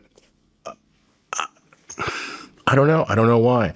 But take that example, and let me give you some others that I've dealt with too. Oh, I'd love to hear this. Now, these ones I can't show you, and I'll explain to you why. This was a direct reach out by the UK government.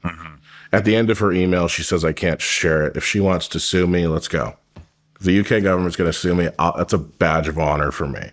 Okay? So fuck it. Come get me. The other ones that we've had reach out to us, they come not through the government directly, but what they do is they use US-based influencer marketing companies. Like, for example, Influenceable. I'm not saying, I want to be really clear, I'm not saying that that's happening with them, but a company like that, that has these online campaigns. This is going to blow your mind. Around December of last year,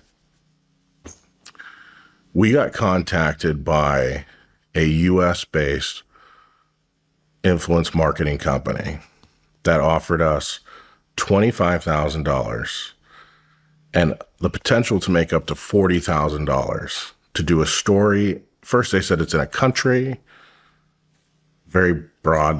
They said it would be. We're in a country? Yeah, shit. Yeah, it's a story in a foreign country. You would get $25,000 to go. They cover your flights. There was a stipend related to hotels.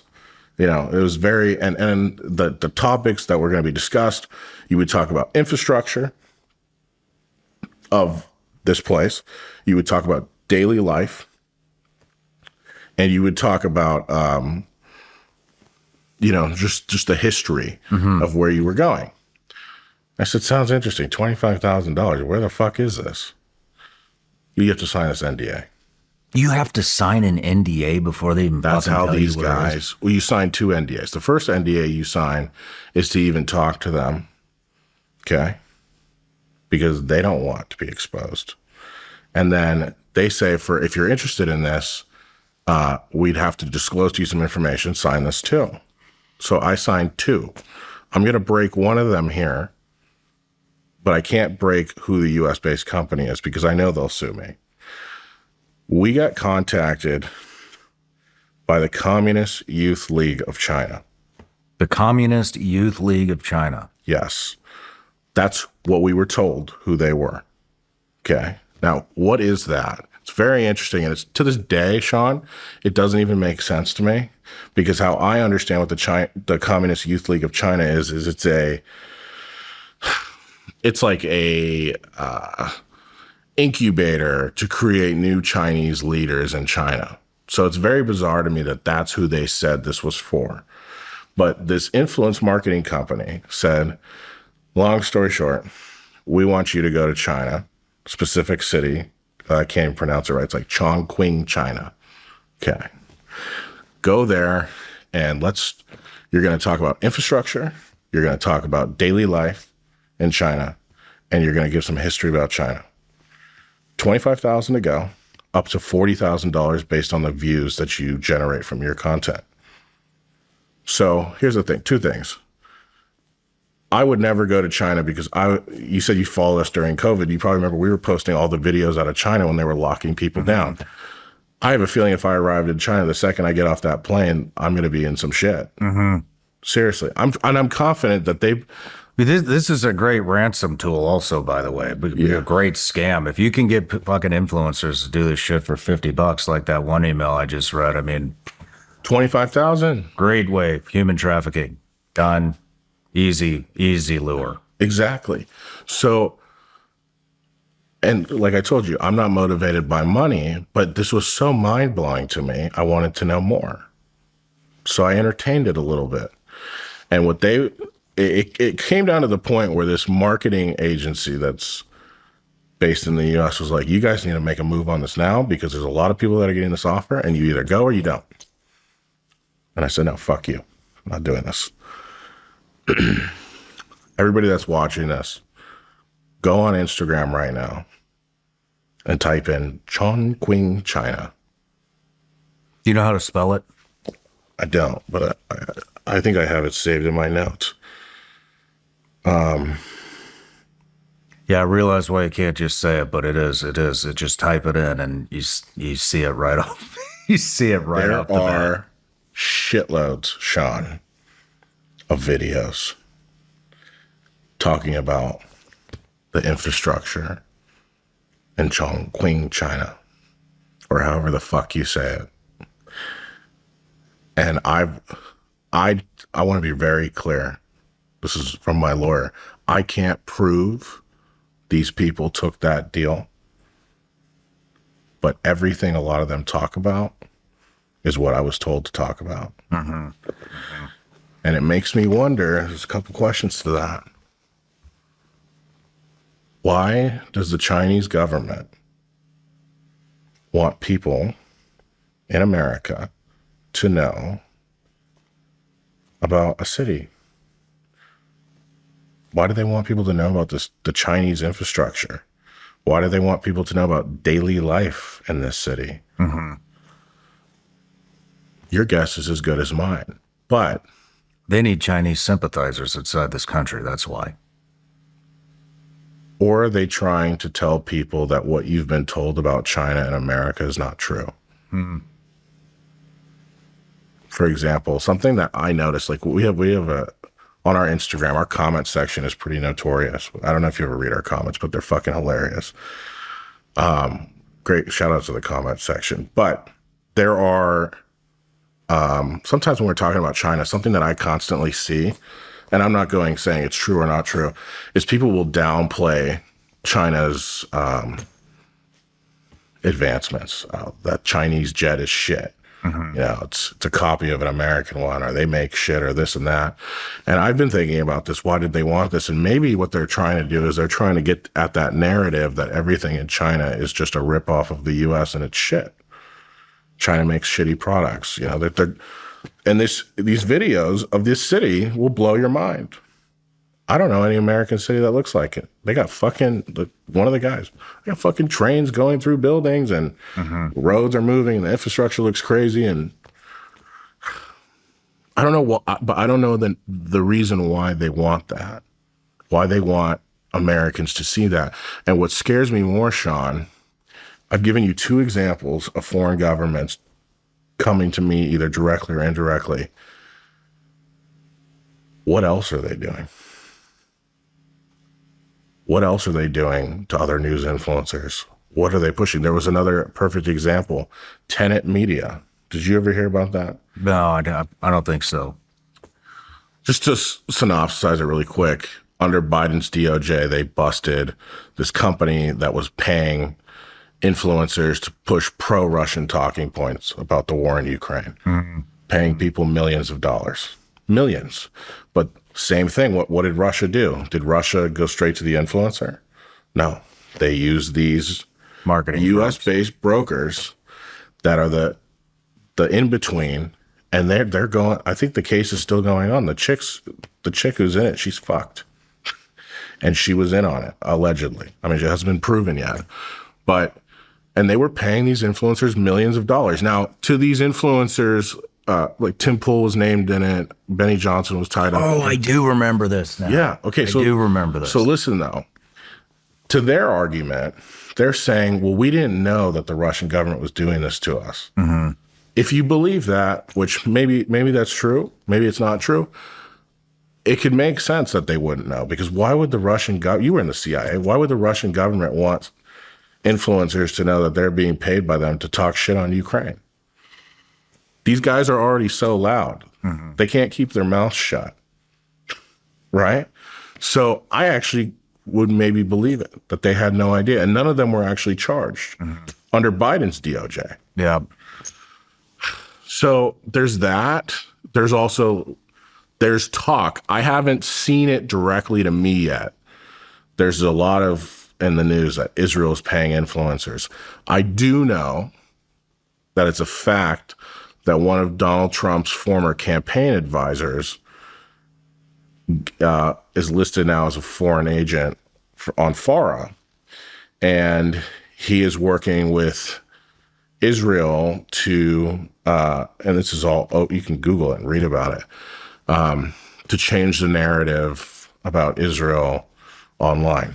And they're paying influencers. Now, there's talk, it's $7,000. I don't know, you've probably heard it.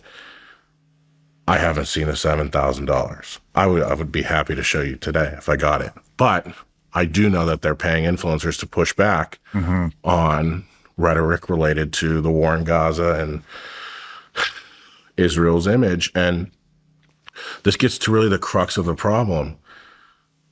This shouldn't be allowed. Okay? And it gets back to what I was saying. If the rise of independent media is supposed to not be what the mainstream media is, then we're all doing an awful job. Because I would argue, Sean, that this is worse. And what scares me is that, look, the only way this country is going to fall is one of 2 ways. Okay? We're either going to fall because of a nuclear apocalypse that's going to kill us all, or from within. And if these people can weaponize influence and create division, right, and are trying to shift narratives and opinions, that could be very easily weaponized against you and me. Oh, we're already falling, man. I know. Like, make no mistake about it. But I hate to say that because you know how sad that is. It's fucking horrible because we are the only light in the world that represents any freedom at all. It's sad. Really, we're not even we're not even that free, but we're freer than everybody else in the world, right? And I think these people are lighting that fire faster. If we go, I don't think that I don't know who's pulling the strings on all this shit. Got some ideas. I think it's a group of different foreign governments, not necessarily convoluting with each other, all for their for their specific purposes, but they are dividing every way they can, and we're doing it ourselves too. I mean, the right and the left are doing a great job at dividing this fucking country. That's obvious. We don't even really need the foreign influence, but what people don't understand, I don't think, is that nobody's coming in here. Nobody's coming in here to conquer us. Nobody's coming in here to save us. Maybe the cartels, you know what I mean, or maybe spies here and there, but it's not going to be like a invasion or something like that. It's going to be from within. But the purpose of dividing us, I mean, we're seeing obviously a huge rise in political violence. But if this kicks off, let's say we go into a civil war or something, this will make the shit that I've seen in Iraq, Afghanistan, Yemen, all over the Middle East, it'll look like child's play. But there are so many fucking guns in this country. Yeah. So many people that are trained how to use them, stockpiling ammunition, stockpiling weapons, stockpiling. I mean, there are more guns here than anywhere else in the world. Good people. And people that know how to use them. Yeah. If you can divide this country enough just to get people at each other in a violent, like an actual violent, I'm not talking about this bullshit, BLM, Antifa, shit, which was horrible. Yeah. But if you can pit everybody against each other, this will be the most dangerous place in the world by a long shot. There isn't even a government that could infiltrate it because it will become so fucking dangerous. Why do you think and we will just have to live in it, and then people won't even have to think about America. We'll have so many issues, killing each other, record numbers. I mean, it's just. Why do you think that? Because I think it's a multitude of things that are dividing us. It's the government, it's our lawmakers, it's the media. But why do you think that our lawmakers are still doing it if they know this? We're not geniuses. We're sitting here and we're just looking at it, right? The rhetoric. I mean, a lot of these lawmakers aren't that fucking smart. I think a lot of people give them a lot more credit than they're due. But I mean, there are some special ones. They're just not that sharp. Yeah. They're not that sharp, and some of the ones that I see getting in there especially the younger ones, I mean, I think that they are selected because they are very easy to manipulate. Won't even realize they're being manipulated. Yeah. And it's funny, the reason why I pulled this out, I printed out some news articles for you where the media, both independent and the old school mainstream media, are dividing this country. And I wanted to read you these titles. This is from Fox News. This is a title, not an opinion piece. Mm-hmm. Liberal journalists, Democrats bitterly seek to discredit Trump's Bronx rally. Call it fake and made up. Okay, whatever. Let's read this. Here's an article from CNN.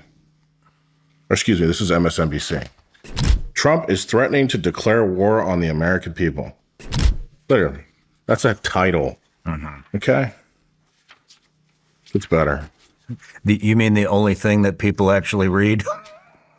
The headline? So listen. This is, I believe this is CNN. Yeah, it's CNN. The U.S. economy has a new problem. Democracy is under siege. And this goes to show, like, what the fuck are we doing? Mm-hmm. What are you trying to do? People read that and that's all they read.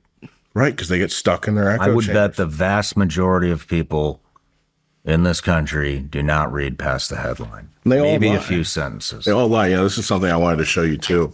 This is actually great. Do you remember when Joe Rogan went on during COVID and CNN aired his face? Yeah, oh, you're talking about the ivermectin thing where they like made his face yellow. And this is literally, and to this day they deny that they did it. I know. They still deny, but like this is my point, and this kind of all correlates to each other. They have so much influence over all of us, and a picture, a title, a color can influence somebody. I even recognize for myself, I can influence my audience very easily.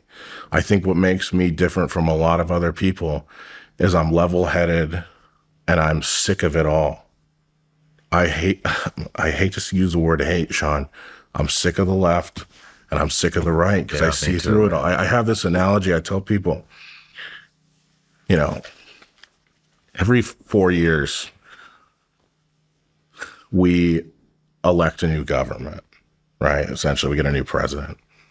And then some new lawmakers come in, and the House will either go Democrat or Republican. I want you to picture a car rolling down a road. Every 4 years, we pick who drives. To the left or the right. There's only two types of people that can drive the car. If we elect somebody to the left with a left government, the car is still going to go down that road, but it's going to lean a little to the left. If we elect somebody on the right, the car is going to still stay down that road, but it's going to lean a little to the right. The reality is that no matter who's in office, the status quo continues.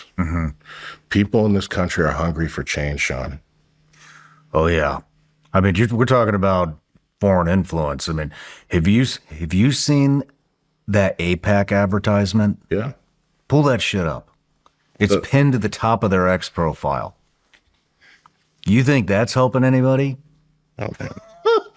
I know. It's crazy. All of this shit. We'll dude. overlay it on the screen right now. Yeah. It's my point, though. That's fucking propaganda right there. Yeah. But the thing is it's, and now, so listen, you're going to get shit for that right now. I don't care. No, but so listen, you're going to get shit because now people are going to say you're anti-Israel. But the thing is it's not just Israel, it's everybody. They're all doing it. But what they do is they hound in on the one person talking about one. Okay. I'm at the point where it's fuck them all. None of them should be able to do this. This isn't right. And the question is, how do we regulate this? What do we do? And listen, I told you, I'm not one for new laws and regulating press. And trust me, I don't want that. Because every time we try to do something, we end up usually going too far. But this shit can't continue. The influence can't continue. And our founding fathers, geniuses, when they found this country, right? The Constitution, amazing to think of that back then. The problem is they didn't think about fucking Meta. They didn't know Instagram.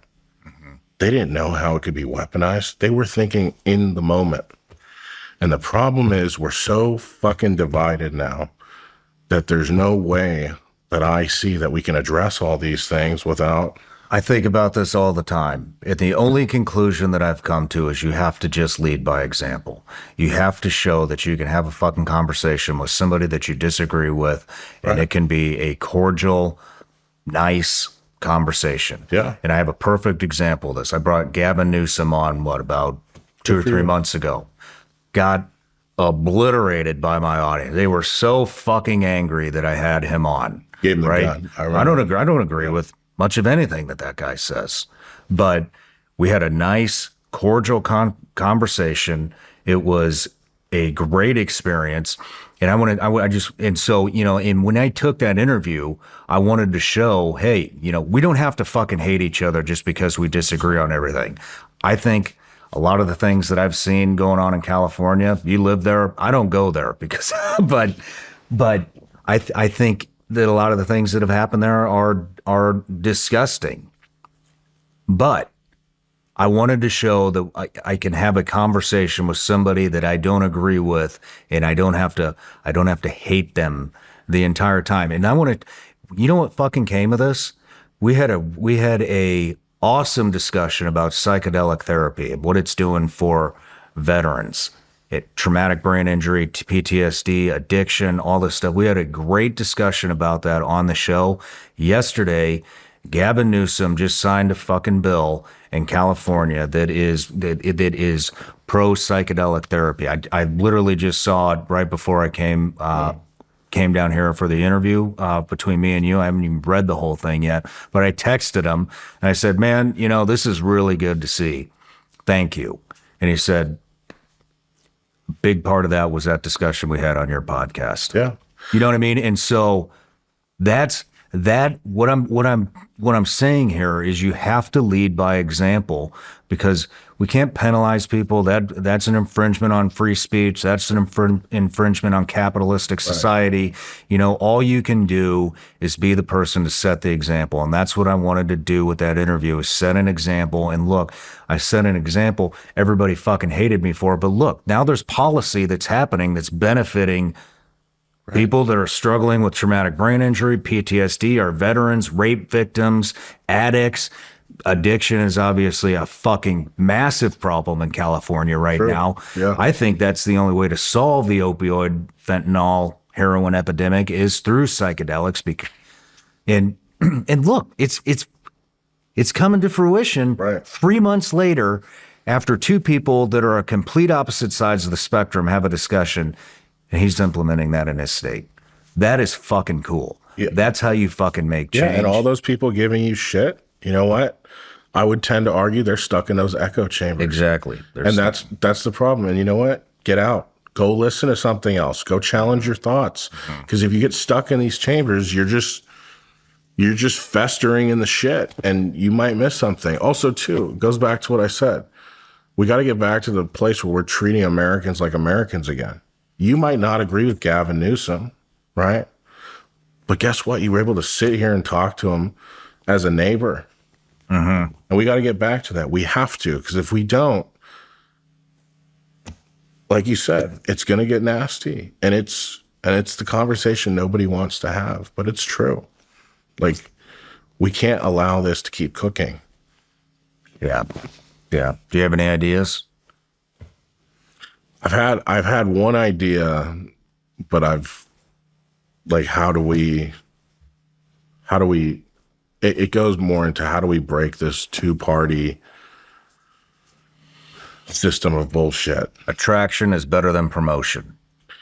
I've had one idea and it could work, but then I see issues coming after that.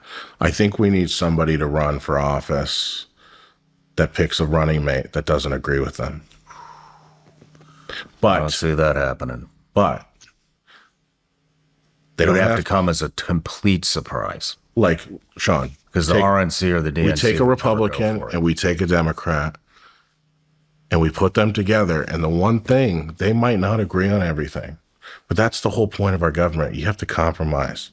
Okay. Well, I'm with you here. And if we took a Republican and a Democrat that could run together as just Americans, not as red, not as blue, as red, white, and blue. And we got them out there, and they worked under the common goal of just making things better and finding that middle ground and treating each other like human beings, not as enemies, which both sides do.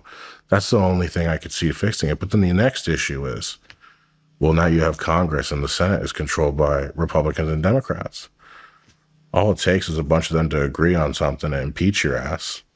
And something I find interesting is both sides will unify on things. Like right now, a couple of things. Where's the stock trading ban? Why haven't we had that? Oh, well, I think we all know why we don't have You know why. It's because it goes back to my thing. They're two sides of the same coin. How long have we been hearing that someone was going to take care of our debt? We're $37 fucking trillion in debt, Sean. Does it even matter anymore? I mean, fuck it. They're just going. Yeah. It's the constant shit, and it never changes. And every 4 years we hear something else. You know, most recently, the most disappointing thing that I've seen from my audience right now, where they are disappointed. This whole Epstein file thing. Fuck, you had Kash Patel sitting in this chair. Are we still talking about Jeffrey Epstein? Remember that? A hoax. What? Yeah, we're still fucking talking about it. What do you think about that? I have an interesting take, but I want to hear yours. I mean, I don't know exactly what you're talking about, but I mean, what do I think? I think a lot of things. Why do you think right now they're not? I mean, it's you don't have to be a Democrat or Republican to reveal that they're not being transparent. I think they have botched this so bad that unless it aligns with the wildest conspiracy theory out there, nobody's going to fucking believe it. Exactly. Why haven't you just released it? Just release it. Just fucking release it. Like, what was the last thing? The DOJ is not going to listen to Maxwell at all, or they're not even going to, like, I've heard all kinds of things. But look, our government's been lying to us for decades, man, about everything. Mm-hmm. And it's like the boy that cried wolf. You lie once, lie twice, lie 3 times. Eventually you start not believing somebody. And they've done this to themselves. We DM'd about this recently. You had a comment on my page. You said that, this is decades of the government lying.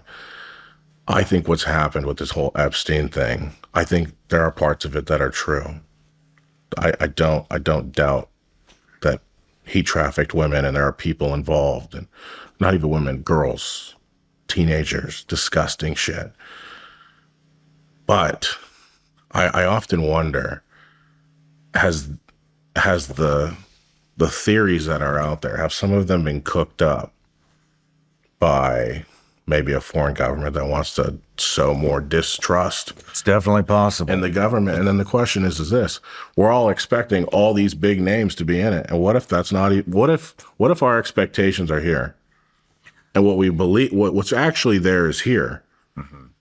And if they release it now, are you going to believe it? No, I'm not. I don't know anybody that would believe it. Right. They totally fucked it up. They've botched it so fucking bad from the very beginning when the influencers went to the White House holding up the binders like it's some type of a trophy. Like, look at me. I'm in with the administration. Well, buddy, the administration just discredited your entire fucking career. Yeah. Good job.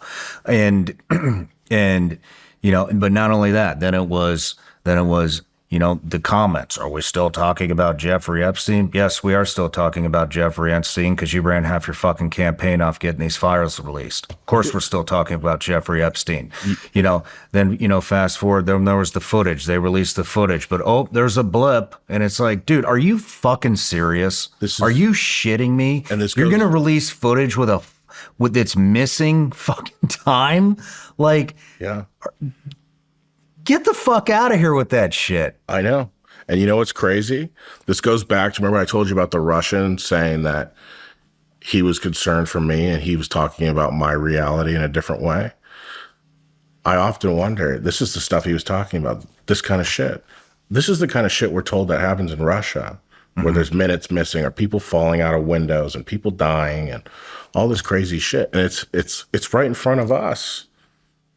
Like, you're right. We're missing a minute. This guy allegedly commits suicide in a maximum security prison. They don't have first, I thought at one point we didn't even have tapes. Tapes start showing up. But now, like, there's so many issues. The Bureau of Prisons report that they released is contradicting itself now based on the video that we've now seen. I mean, like, and even to this day, the thing that really drives me nuts is like, we have people in the FBI now that previously talked about getting to the bottom of this and being transparent and being real. You had Kash Patel sit here. Oh, I know. I'm very aware. and like, look what they're saying. And it goes back to the same thing. It's like, man, dude, this is, and what's crazy too is the Democrats are riding this. They're saying, look, we want the Epstein files. And the question to them is, where were you 4 years ago? You guys were in charge. Yeah. But the shitty part is, Sean, now it's being weaponized on all sides. yeah. Nobody wants to figure it out. And here's the reality. There's a bunch of young children, teenagers, that got tied up into this shit. Mm-hmm. And it's now just being used as political points and baggage. When people just they're mysteriously dying now too. I mean, one just got smacked with a bus. One of the victims, right? Just got smacked, killed with a bus. Yeah. And it's, I mean, like, what the fuck? So, you know, I think nobody's going to believe it unless, that's why I said nobody. That's why they're screwed. Unless it aligns with the wildest conspiracy out there. But I mean, you know, I don't know. What do you think it was? I look at it. I've interviewed Nick Bryan a couple of times. I've talked to, you know, Buck Sexton about it. I mean, the biggest thing that I see on the internet is that people are saying that Epstein had ties to the Mossad and all this shit. Looks pretty likely. I've often wondered, and I'm not doubting that, but I've often asked myself, is this even bigger than that? And you know this, you were in the CIA. The CIA cannot target American citizens, right? You're not allowed to touch Americans, whether it's gaining intelligence on them or whatever. It has to go through with other agencies, and there's a whole process. I've often asked myself if maybe this was a broader operation between a bunch of foreign intelligence agencies, maybe like the Five Eyes, for example, something like that, where a bunch of intel agencies were working together, maybe to unfortunately compromise lawmakers in their countries and abroad, so that that could be used as weight to get people to vote a certain way or approve funding for certain programs. Mm-hmm. And you know, so you can't, a U.S. agency can't touch a U.S. lawmaker, but one from the U.K. can. I mean, Israel can. I mean, I've thought this is such a thorn in this administration's side that if it was, it's not going away, too. If it was kind of what you're saying, you know, what if it was down here? You know, what if everybody's expecting this? What if it, I don't know. I could see that, but at the other hand, it's like this has become such a problem. I think it's jeopardized the midterms. I think it'll jeopardize the next election for the Republicans. For sure. I think that this could. I think the Republican Party will pay dearly for how this has been handled. But you know, there is a way to make it right. Just fucking release them, and if it's not that bad, just fucking release it. But you got to wonder what it is. It's got to be so bad that they're willing to literally. I mean, like I watched Kash Patel at that FBI hearing. I thought to myself, what did he say to himself when he got home that night and closed the door? Because I mean, fuck, dude, he's just sitting there, and the thing is, he was acting the same way as the previous directors and how they were all deceiving, and they just, you know, they don't even answer questions, and they dance around everything. And it goes back to my same point. It's like, it's the same bullshit. Yeah. And it's all day. Well, let's take a quick break. When we come back, I want to talk about some of these bot farms and stuff like that. Yeah. Cool.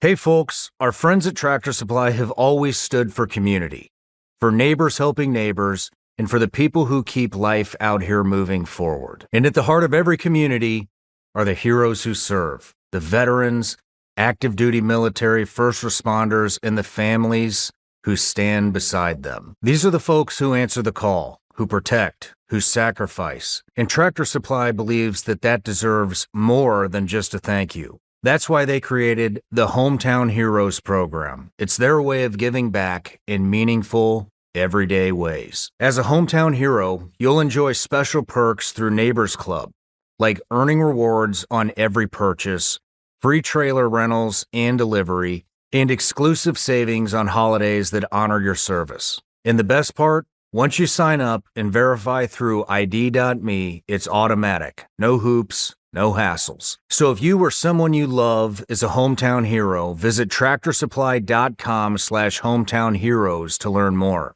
It's Tractor Supply's way of standing behind those who always stand for us. My days don't slow down. Between work, the gym, and time with the kids, I need eyewear that can keep up with everything I've got going on. And that's why I trust Roka. I've tried plenty of shades before, but these stand out. They're built for performance without sacrificing style. I've put them through it all, on the range, out on the water, and off-road. They don't quit. They're lightweight, stay locked in place, and are tough enough to handle whatever I throw at them. And the best part? They don't just perform, they look incredible. Sleek, modern, and designed for people who expect more from their eyewear. No fluff, no gimmicks, just premium frames that deliver every single time. And that's why Roka is what I grab when I'm heading out the door. Born in Austin, Texas, they're American designed with zero shortcuts. Razor sharp optics, no glare, and all-day comfort that doesn't quit. And if you need prescription lenses, they've got you covered with both sunglasses and eyeglasses. One brand, all your bases. Roka isn't just eyewear, it's confidence you can wear every day. They're the real deal. Ready to upgrade your eyewear? Check them out for yourself at Roka.com and use code SRS for 20% off site-wide at checkout. That's ROKA.com. All right, John, we're back from the break. I wanted to get into some of this bot stuff. I saw, some stuff in the outline. This has to do with OnlyFans. So it's interesting. For people that don't know, bots are accounts, whether it's on X, Instagram, Facebook, YouTube, whatever. They're accounts that are not real people that might comment something. And there's usually three motives behind what they're commenting. The first type of bots, the most common ones that we see today are they're the OnlyFans porn bots that are trying to, they'll comment on a post and try to hope that somebody sees that and gets horny and goes to that site, right? So that's the first one. Those are nefarious, nothing bad, not too nefarious. The second type of bot, which we've been seeing, is bots that will pop up and they'll comment about an unfortunate situation. Maybe they're in a war zone. Most common one I've been seeing recently is people will claim they're in Gaza and they'll have a GoFundMe and they'll say, please help me. My family is dying in Gaza. Click my page and go to my GoFundMe. And you click these accounts, and depending on the level of sophistication of the bot, it clearly will either look like a fake page or they look really real. So, and then there's the next level of bot, which is the one that I'm concerned about. And these are bots that comment about topics, news. So internally, and I've never talked about this ever. Let's say, for example, we post a news article on Instagram, and right when we hit post, there will be 4 or 5 comments. Right after I hit refresh, 4 or 5 paragraph article with a headline. I hit refresh, it's 3 seconds. There's a 2-sentence comment about that topic. Sean, that's humanly impossible. So the question is, what are they trying to do?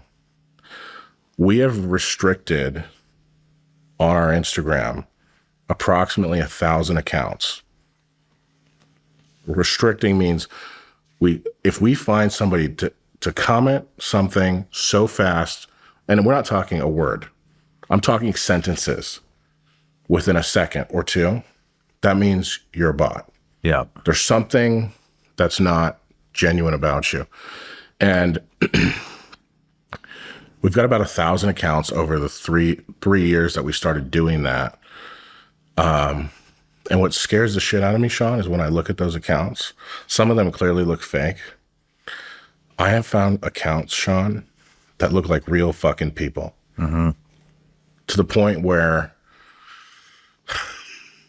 a perfect example, we had an article about the war in Ukraine, and it was giving both sides of Russia and Ukraine.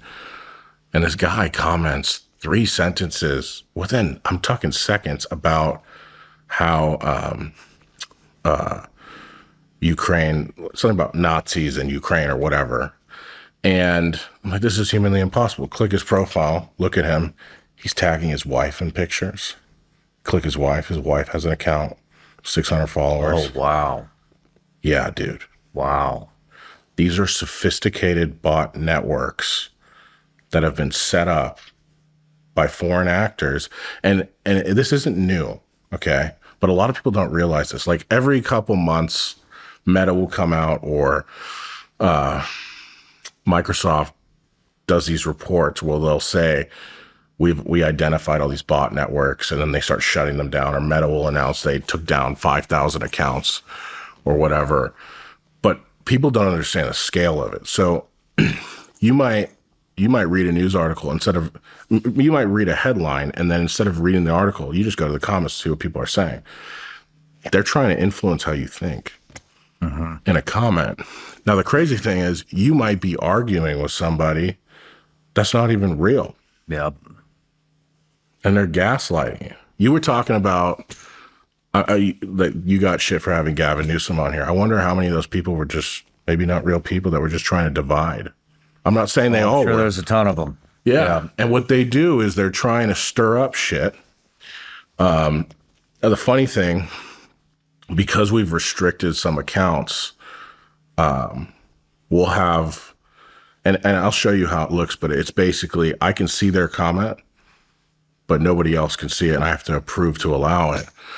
We've had other bot accounts comment on our post, tagging, like as if they're responding to you. So it'd be like at Sean Ryan 762, right? But they can't see that original comment. So it just came up as a populated response to nothing. So it tells me that's a bot too. So You're saying that they are responding to the bot that's there are restricted, bots that they wouldn't be able to see? Yes. Holy shit. But they don't, because it's all automated. I don't know if you've seen those videos, and I'll send you them. There's like literally fucking rooms full of phones. Yeah. Have you seen it? Yeah, I've seen them. And I don't understand exactly how they are working I don't understand. without somebody behind the actual device. Well, I think it's an AI. I would assume. That Yeah. it was AI. I don't know the Did you see that one in New York recently? You guys covered that, I think. it wasn't bots. That was somebody Like some trying kind to take down cell towers. of some communication disruptor or something. That's fucking crazy. How many phones was it? It wasn't actual phones. They had some sort of system that allowed them to duplicate like 100,000 phone numbers in some way. I don't know if it was duplicate or they could mimic 100,000 phone calls. And what their idea was is they were gonna Shut down Manhattan's communications. That's fucking crazy. And let me tell you something. That's not some little gang Nope. or a cartel. That is somebody trying to do some shit. That's a foreign adversary. 100%. And you know what? We haven't heard a thing about that. Of course we haven't. Yeah. Not a word. Makes you wonder, like, I mean, I hate to talk about shit like this, but I don't think people realize like how vulnerable our daily life is to shit like that. Oh, man. The power grid. Yeah. You know, like we're going off a little tangent here, but China's been embedding in U.S. critical infrastructure for decades. Something I love to do, and I encourage everybody to do it, is I really watch these hearings with these top generals on Capitol Hill. I watch them religiously every second because you kind of get an idea as to what's going on. And there was a general who went up that said that how they view it is China has been embedding themselves in U.S. critical infrastructure with the goal of that if there was ever a conflict to break out, it would slow a U.S. response down because it would create chaos within, because everybody's dependent on all this shit, you know? And goes back to what we were talking about earlier, which was Nobody trusts anybody. You know, and it's sad. It's because, David, most people just want to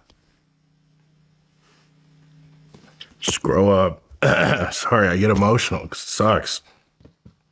Most people just want to raise a family and live. Yeah. But you can't. It's sad, man. It is. And it's not just, I want to be clear, it's not just Americans, the world. You think people in the Middle East want this shit that's going on right now? People just want to live. Yeah. But what we've got, I tell my friends this, you've got 9 countries, 8 or 9, that sit at a table, big long table. And everybody that sits at that table is a country that has a gun. What do I mean by that? Those are countries that have nuclear weapons. Okay? The 9 countries: China, North Korea, Russia, India, Pakistan, the UK, France, the United States, and the one that we don't know is Israel. I think they have one. Those people think of it as a person, the country. Sit at this table. Some have the gun on the table to show it off. Some have it holstered. The ones that scare me, Sean, are the ones that have their hands under the table. You know why? Because you don't know if I'm pointing a gun at you. With everything that's going on in this world right now, the stalking of satellites, the embedding in critical infrastructure, Supply chain, the fentanyl crisis, the buying our farmland, buying land next to military bases. I mean, it goes on and on. And the propaganda, the bot farms. I mean, influencing us and on and on and on. I have questioned, Sean. This is hard to say, but I don't know. I don't know if. Fuck, dude. There's so much distrust, and people don't realize it, how bad it is right now. Every second, every minute. All it takes is one fucking thing, and that could be it. Now, what we hope is that those 9 people at that table aren't fucking crazy. But let me tell you something. Guess who's sitting at that table? Just one example. Got Kim Jong-un sitting there. He's fucking crazy. You know? That's just... Some people will then say, well, maybe his gun doesn't work. Okay. Are you comfortable with someone pointing a gun at you? That might not work. There's people that are more flamboyant about it, and there's people that aren't. I've questioned, because of the way the world's going, everybody's arming up. Is my generation going to get to live their full potential? It's tough. Everybody's worried about that, man. It is, dude. Because it's something I really believe in.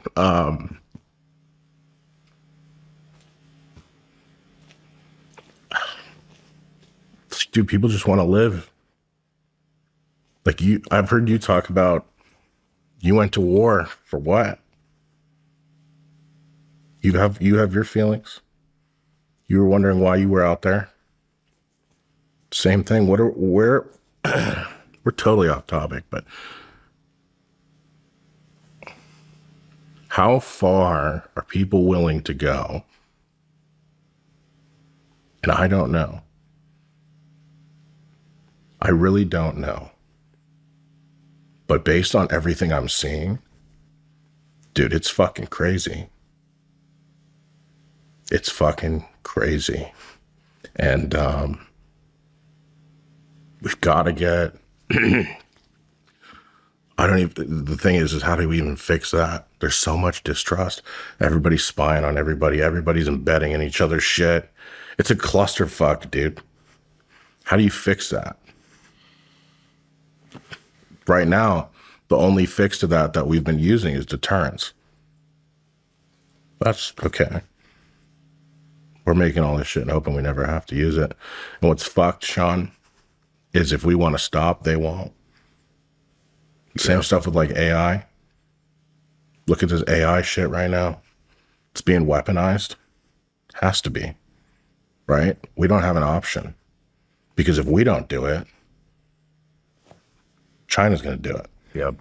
Russia's going to do it. Everybody's doing it. So we're fucked. We have to do it. Yep. But look at what comes with that. You know, I always tell people the number one thing that guarantees, that I believe guarantees our freedoms in this country is that at the end of the day, let's say, God forbid, something happened and this country had an issue where the military was directed to do things that were unconstitutional to us, that would take our rights away. At the end of the day, there's one thing that stops a ridiculous order and our everyday life, and something impacting our everyday life. And you know what that is? A soul.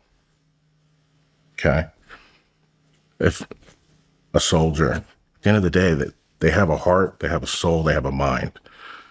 With the way we're going, man, we're getting into the world where, is that even going to be necessary anymore? Can you just take an order and it just does it? You know? You ever thought about that? That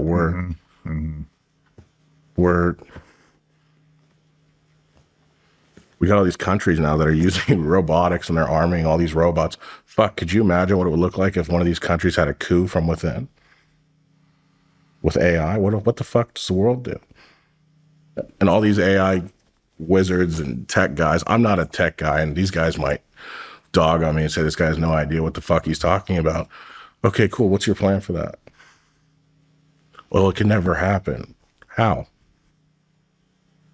There's guardrails. Everybody can break a guardrail. Fuck, AI is right now thinking for itself. Did you hear the story? There was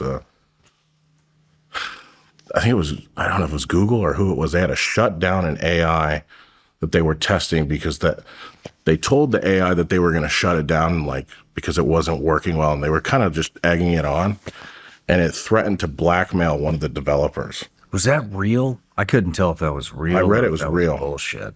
Yeah, it was an AI. It was a report that they released. I forgot the group's name. And when I saw that, I said, "Are you fucking kidding me?" I think, this is what I think. I think it is a game of patience. And this is going to sound bad. Oh, fuck it. But I think this is going to be a game of patience. I think that the older generations are going to have to disappear.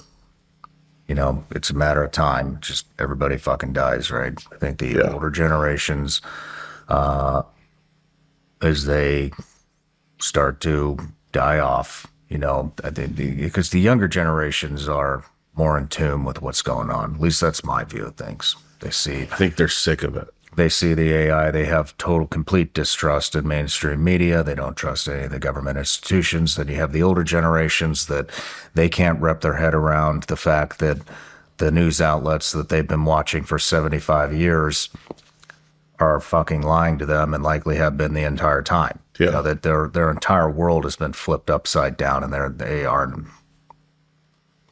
just don't understand it. I mean, just like the thing you just showed me, a 93-year-old woman or 83-year-old woman posting an AI video thinking it's real.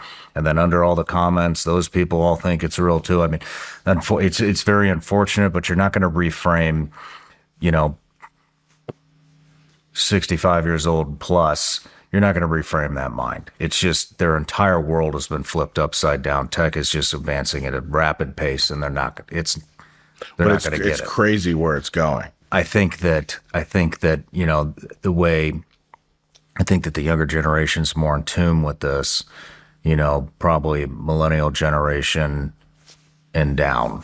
Yeah. You know, and that's I think it's a waiting game, unfortunately. I also think, that people need to be a little bit more accepting, a little bit less judgmental, a little bit more willing to poke holes in their own fucking stories. Yeah. I see a lot of people that are unwilling to do any self-reflection and poke holes in their own stories. And that is detrimental. That is fucking absolutely detrimental. When you have somebody that is 100% bought and sold on what they are seeing on X and are unwilling to self-reflect and poke holes in their own stories, Right. that person is now gone too. And I mean, you just always have to be willing to poke holes in your own bullshit. And Yeah. you don't see a lot of that today either. But that's what I think. And I think people need to lean out too. I think You this have to. becomes their life. Go challenge. You've got to challenge what you're seeing. People are spending 7 hours a day on social media. Yeah. Getting cooked up what the algorithm wants them to see. Yep.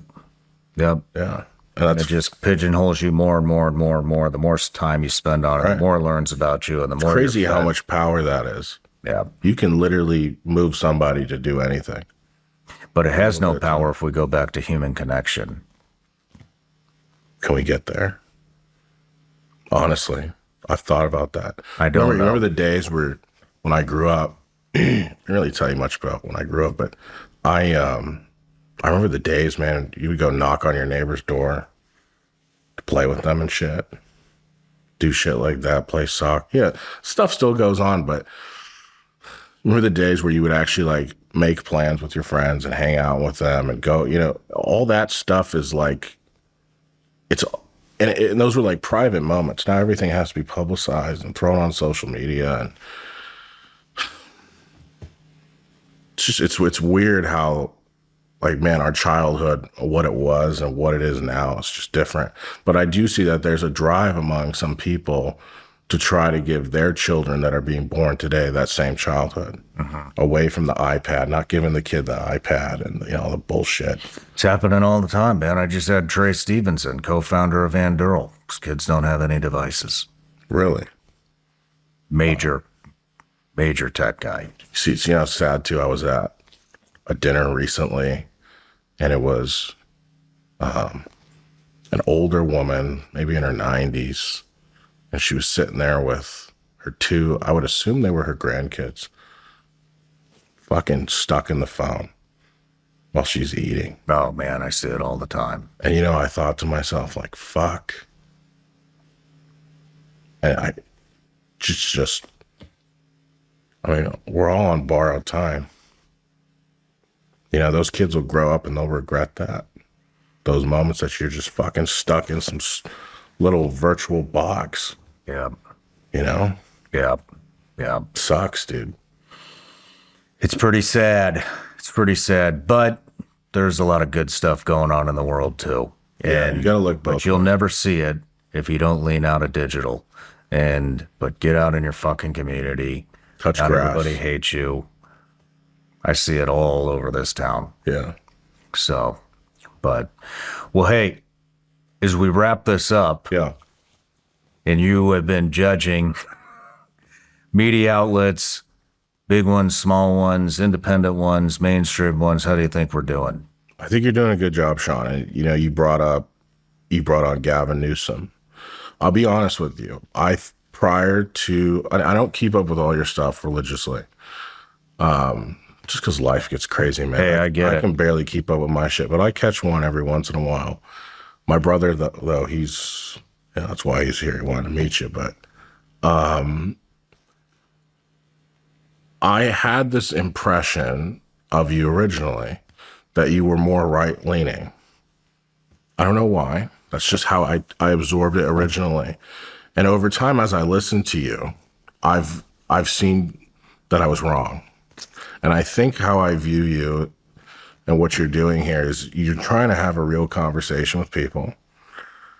And you bringing on Gavin Newsom, I think, was really the pinnacle of you showing that you're not an echo chamber.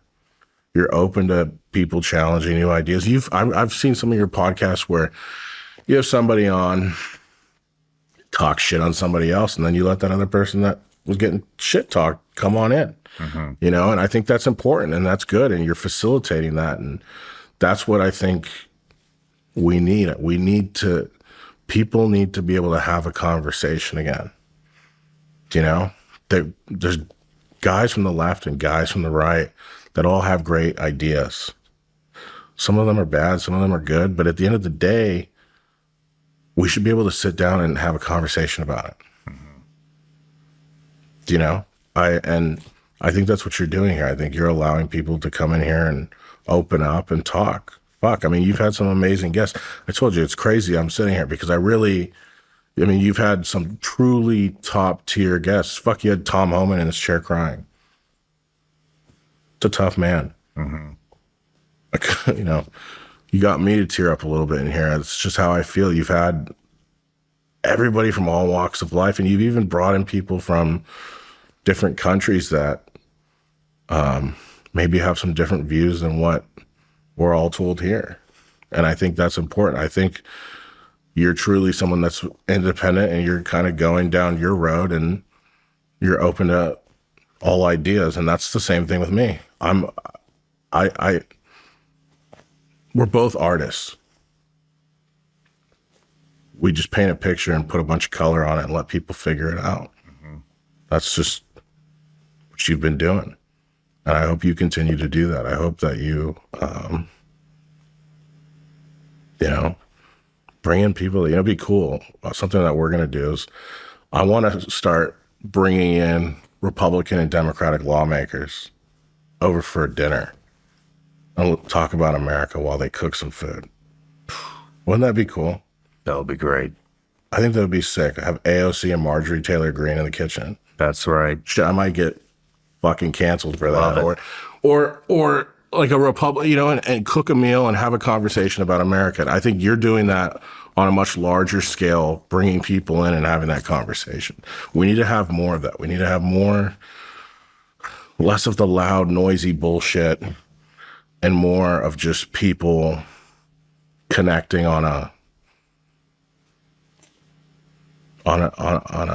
human level as Americans. The human connection. It's important. We got to get back to that. And if we don't, it's not good. Yeah. I hope people take that away from that too. Like, really get out of your echo chambers. You don't have to like my news. I could give two fucks. Stay where you're at, but challenge yourself. They have to realize they're in an echo chamber first. A lot of people still don't realize it. Yeah, if you watch Fox News, please take 30 minutes out of your day, and I know it's hard to do, turn on MSNBC. Just turn it on. Yeah. Challenge yourself. Yeah. Same thing goes with the people watching MSNBC. I know it's hard. 30 minutes. Just reinforce what you believe, because you would be surprised. There's much more that unites us than divides on both sides. You just don't realize it because people get... Just goes back to you have to be willing to poke holes in your own story. True. But, well, John, I love what you're doing, man. I appreciate it. Been following you for a long time. I'll continue to do it. Dude, you got to make the newsletter. You got to make the newsletter. So what? It's just... There's your subscription. Yeah? The newsletter. Just a newsletter that people get news from. Just a little bit more detail. Got it. But one more thing to do, man. Hey, you got to expand, right? Yeah. You're not growing, you're dying. But hey, man, pleasure to meet you. Nice meeting you, Sean. Thank you. And real news, no bullshit. So everybody check it out. Catch us on Instagram, and we got a website. And simple, man. Cheers.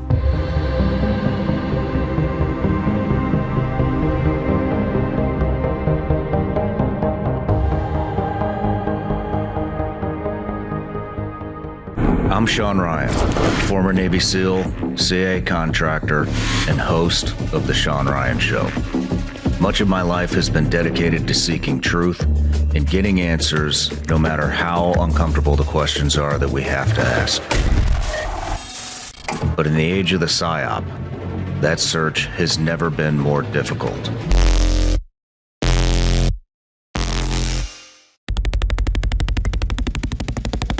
In September of 2022, the U.S. Army's 4th PSYOP group released a cryptic video on YouTube. There is another very important phase of warfare. It has as its target not the body, but the mind of the enemy.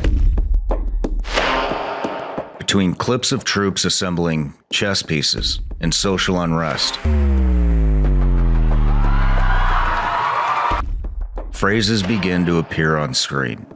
They ask, "Have you ever wondered who's pulling the strings?" These are the Psy-War soldiers. The series you're about to listen to is an attempt to answer that question, and an even bigger one. The global power brokers that conduct psychological operations constantly evolve. Technology like AI has evened the playing field, and now, in the era of social media and the democratization of information, all it takes to conduct a PSYOP is a smartphone. Like and subscribe. In each episode, we look at a different method of psychological operations, how they've evolved, and how they are being deployed. There's a quote that is attributed to a scientist named E.O. Wilson that says, "We are drowning in information while starving for wisdom." This is a life raft in that sea of both information and misinformation. PSYOPs are all around us. They're conducted by corporations, governments, activist groups, intelligence agencies, foreign adversaries, and anyone who knows how to shape perception to get what they want.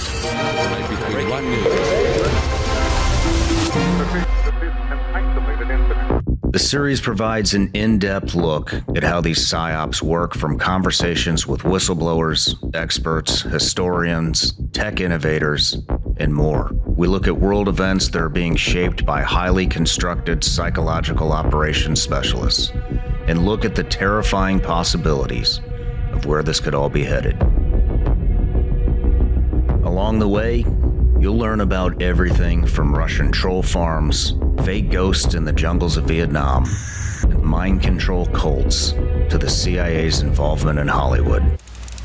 Do you have any people paid by the CIA who are working for television networks? The early history of PSYOPs and psychological experiments laid the foundation for what we see today in modern campaigns that seek to divide culture over polarizing issues. We look at where we are and how we got here. But ultimately, this series is a toolkit to help you understand how you're being manipulated and how to spot the signs of a PSYOP. Before the Army's viral PSYOP recruitment video ends, the words on screen inform viewers that war is evolving and all the world's a stage.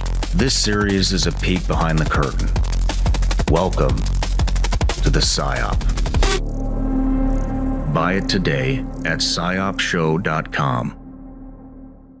No matter where you're watching Sean Ryan Show from, if you get anything out of this, please like, comment, subscribe, and most importantly, share this everywhere you possibly can. And if you're feeling extra generous, please leave us a review on Apple and Spotify podcasts.